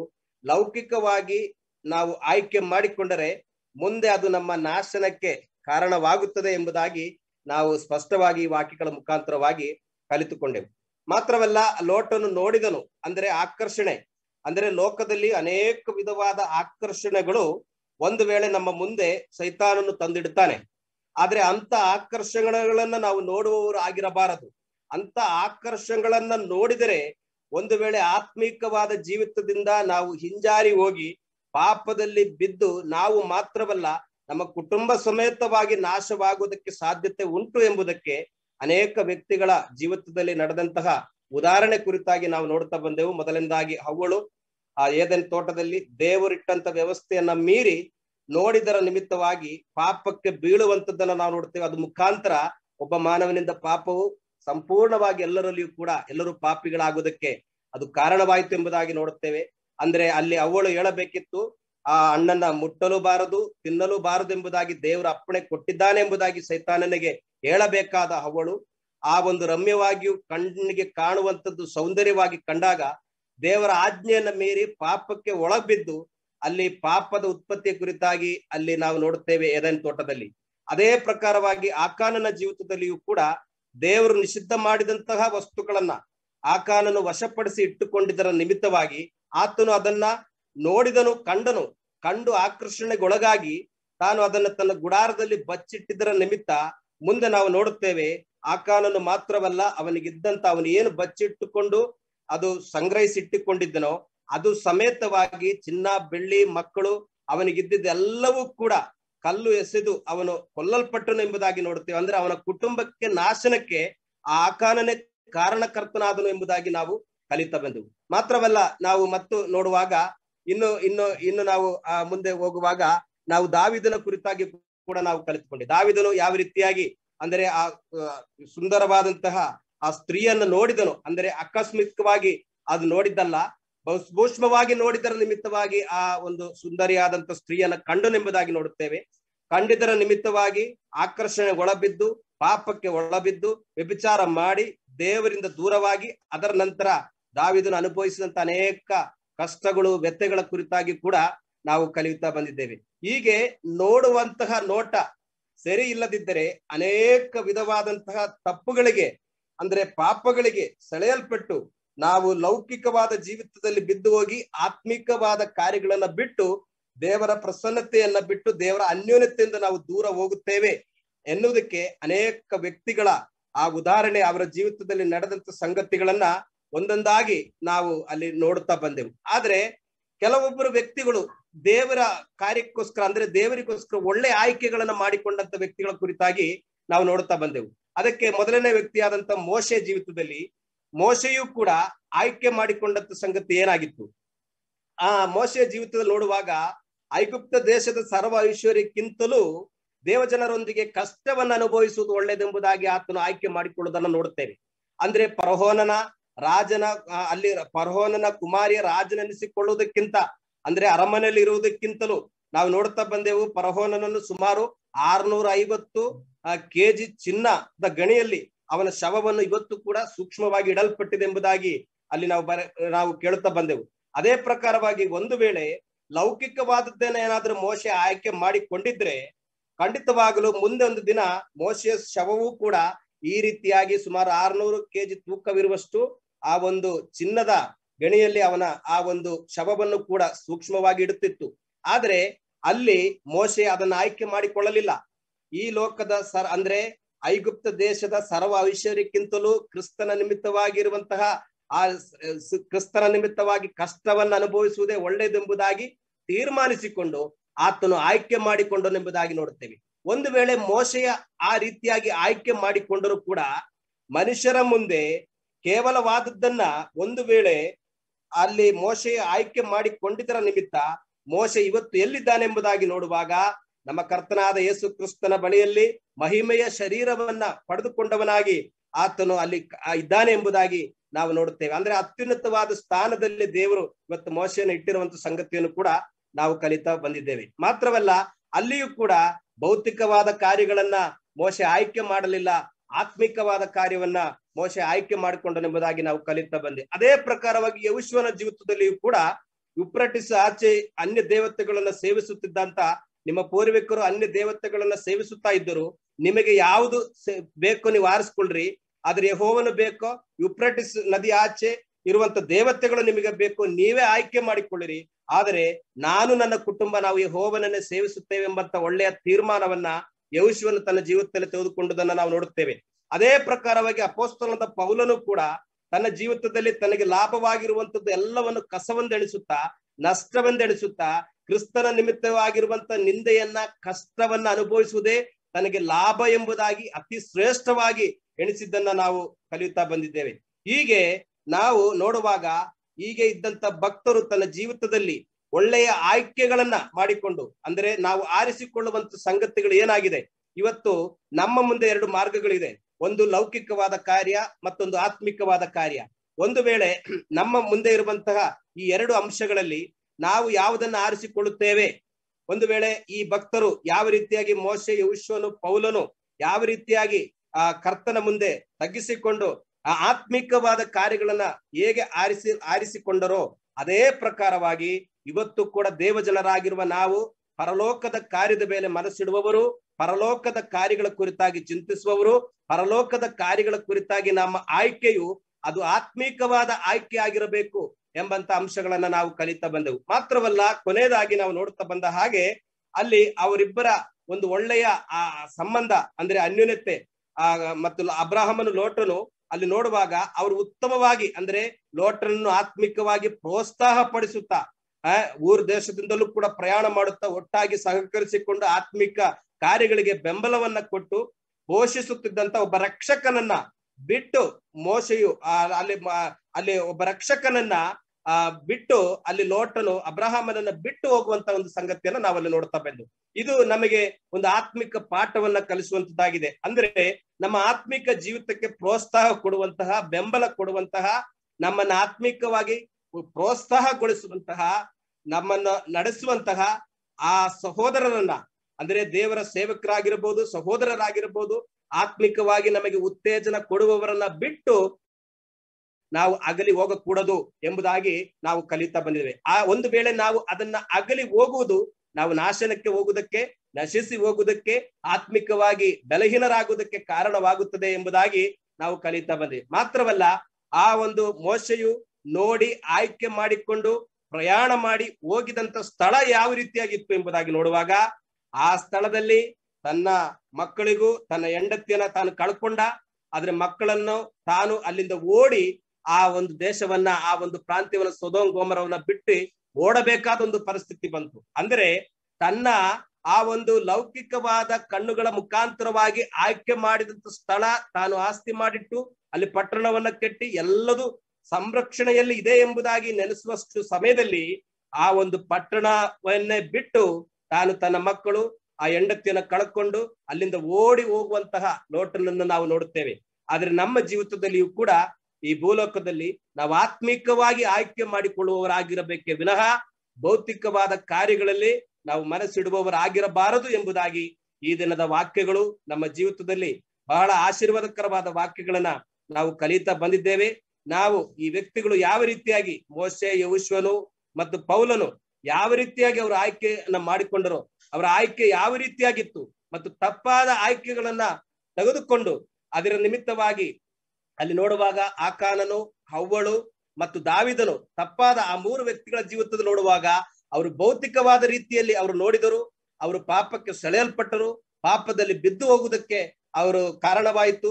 ಇಲ್ಲಿ ನಾವು ನೋಡುವಾಗ ಮೋಶೆ, ಯೆಹೋಶುವನು, ಪೌಲನು ಒಂದು ಉತ್ತಮವಾದದ್ದನ್ನ ಪರಲೋಕದ ಕಾರ್ಯದ ಕುರಿತಾಗಿ ಅವರ ಆಯ್ಕೆ ಉತ್ತಮವಾದ ಆಯ್ಕೆ ಅವರು ಮಾಡಿಕೊಂಡು ಕರ್ತನನ್ನ ಮಹಿಮೆ ಪಡಿಸುತ್ತಾ ಕರ್ತನಿಗೋಸ್ಕರವಾಗಿ ಬಹಳ ಪ್ರಯೋಜನವುಳ್ಳವರಾಗಿ ಲೋಕದಲ್ಲಿ ಬದುಕುತ್ತಾ ಕರ್ತನ ನಾಮವನ್ನ ಹೇರಳವಾಗಿ ಕೊಂಡಾಡಿಕೊಂಡು ಮುಂದೆ ಹೋದರು ಎಂಬಂಥದ್ದು ಈ ವ್ಯಕ್ತಿಗಳ ಜೀವಿತದಿಂದ ನಮಗೂ ಕೂಡ ಈ ಒಂದು ವಾಕ್ಯಗಳನ್ನ ಅಳವಡಿಸಿಕೊಂಡು ಈ ಭೂಲೋಕದಲ್ಲಿ ನಮ್ಮ ನೋಟಗಳು ಯಾವ ರೀತಿಯಾಗಿರಬೇಕು, ನಮ್ಮ ಆಯ್ಕೆಗಳು ಯಾವ ರೀತಿಯಾಗಿರಬೇಕು, ನಮ್ಮ ತೀರ್ಮಾನಗಳು ಯಾವ ರೀತಿಯಾಗಿರಬೇಕು, ನಾವು ಅನ್ಯರು ಪರದೇಶಿಗಳಾಗಿ ಈ ಭೂಲೋಕದಲ್ಲಿ ನಾವು ವಾಸ ಮಾಡುವಾಗ ನಾವಾದರೂ ಪರಲೋಕ ಸಂಸ್ಥಾನದವರು, ನಮ್ಮ ಕರ್ತನಾದ ಯೇಸು ಕ್ರಿಸ್ತನು ಅಲ್ಲಿಂದ ಬರುವುದನ್ನ ನಾವು ಎದುರು ನೋಡುತ್ತಿರುವವರಾಗಿ ಆತ್ಮಿಕವಾದ ಕಾರ್ಯಗಳ ಮೇಲೆ ಮನಸ್ಸಿಡುತ್ತಾ ಆತ್ಮಿಕವಾದ ಕಾರ್ಯಗಳಲ್ಲಿ ನಮ್ಮ ದೃಷ್ಟಿ ಇಡುತ್ತಾ ನಾವು ಮುಂದೆ ಹೋಗ್ಲಿಕ್ಕೆ ಈ ದಿನದ ವಾಕ್ಯ ಭಾಗಗಳು ನಮ್ಮ ಹೃದಯದಲ್ಲಿ ಅಳವಡಿಸಿಕೊಂಡು ಬರೋ ದಿನಗಳಲ್ಲಿ ಕರ್ತನ ನಾಮವನ್ನ ಮಹಿಮೆ ಪಡಿಸುತ್ತಾ ಮುಂದೆ ಹೋಗ್ಲಿಕ್ಕೆ ದೇವರಾತ್ಮನು ತಾನೇ ಈ ವಾಕ್ಯಗಳ ಮುಖಾಂತರವಾಗಿ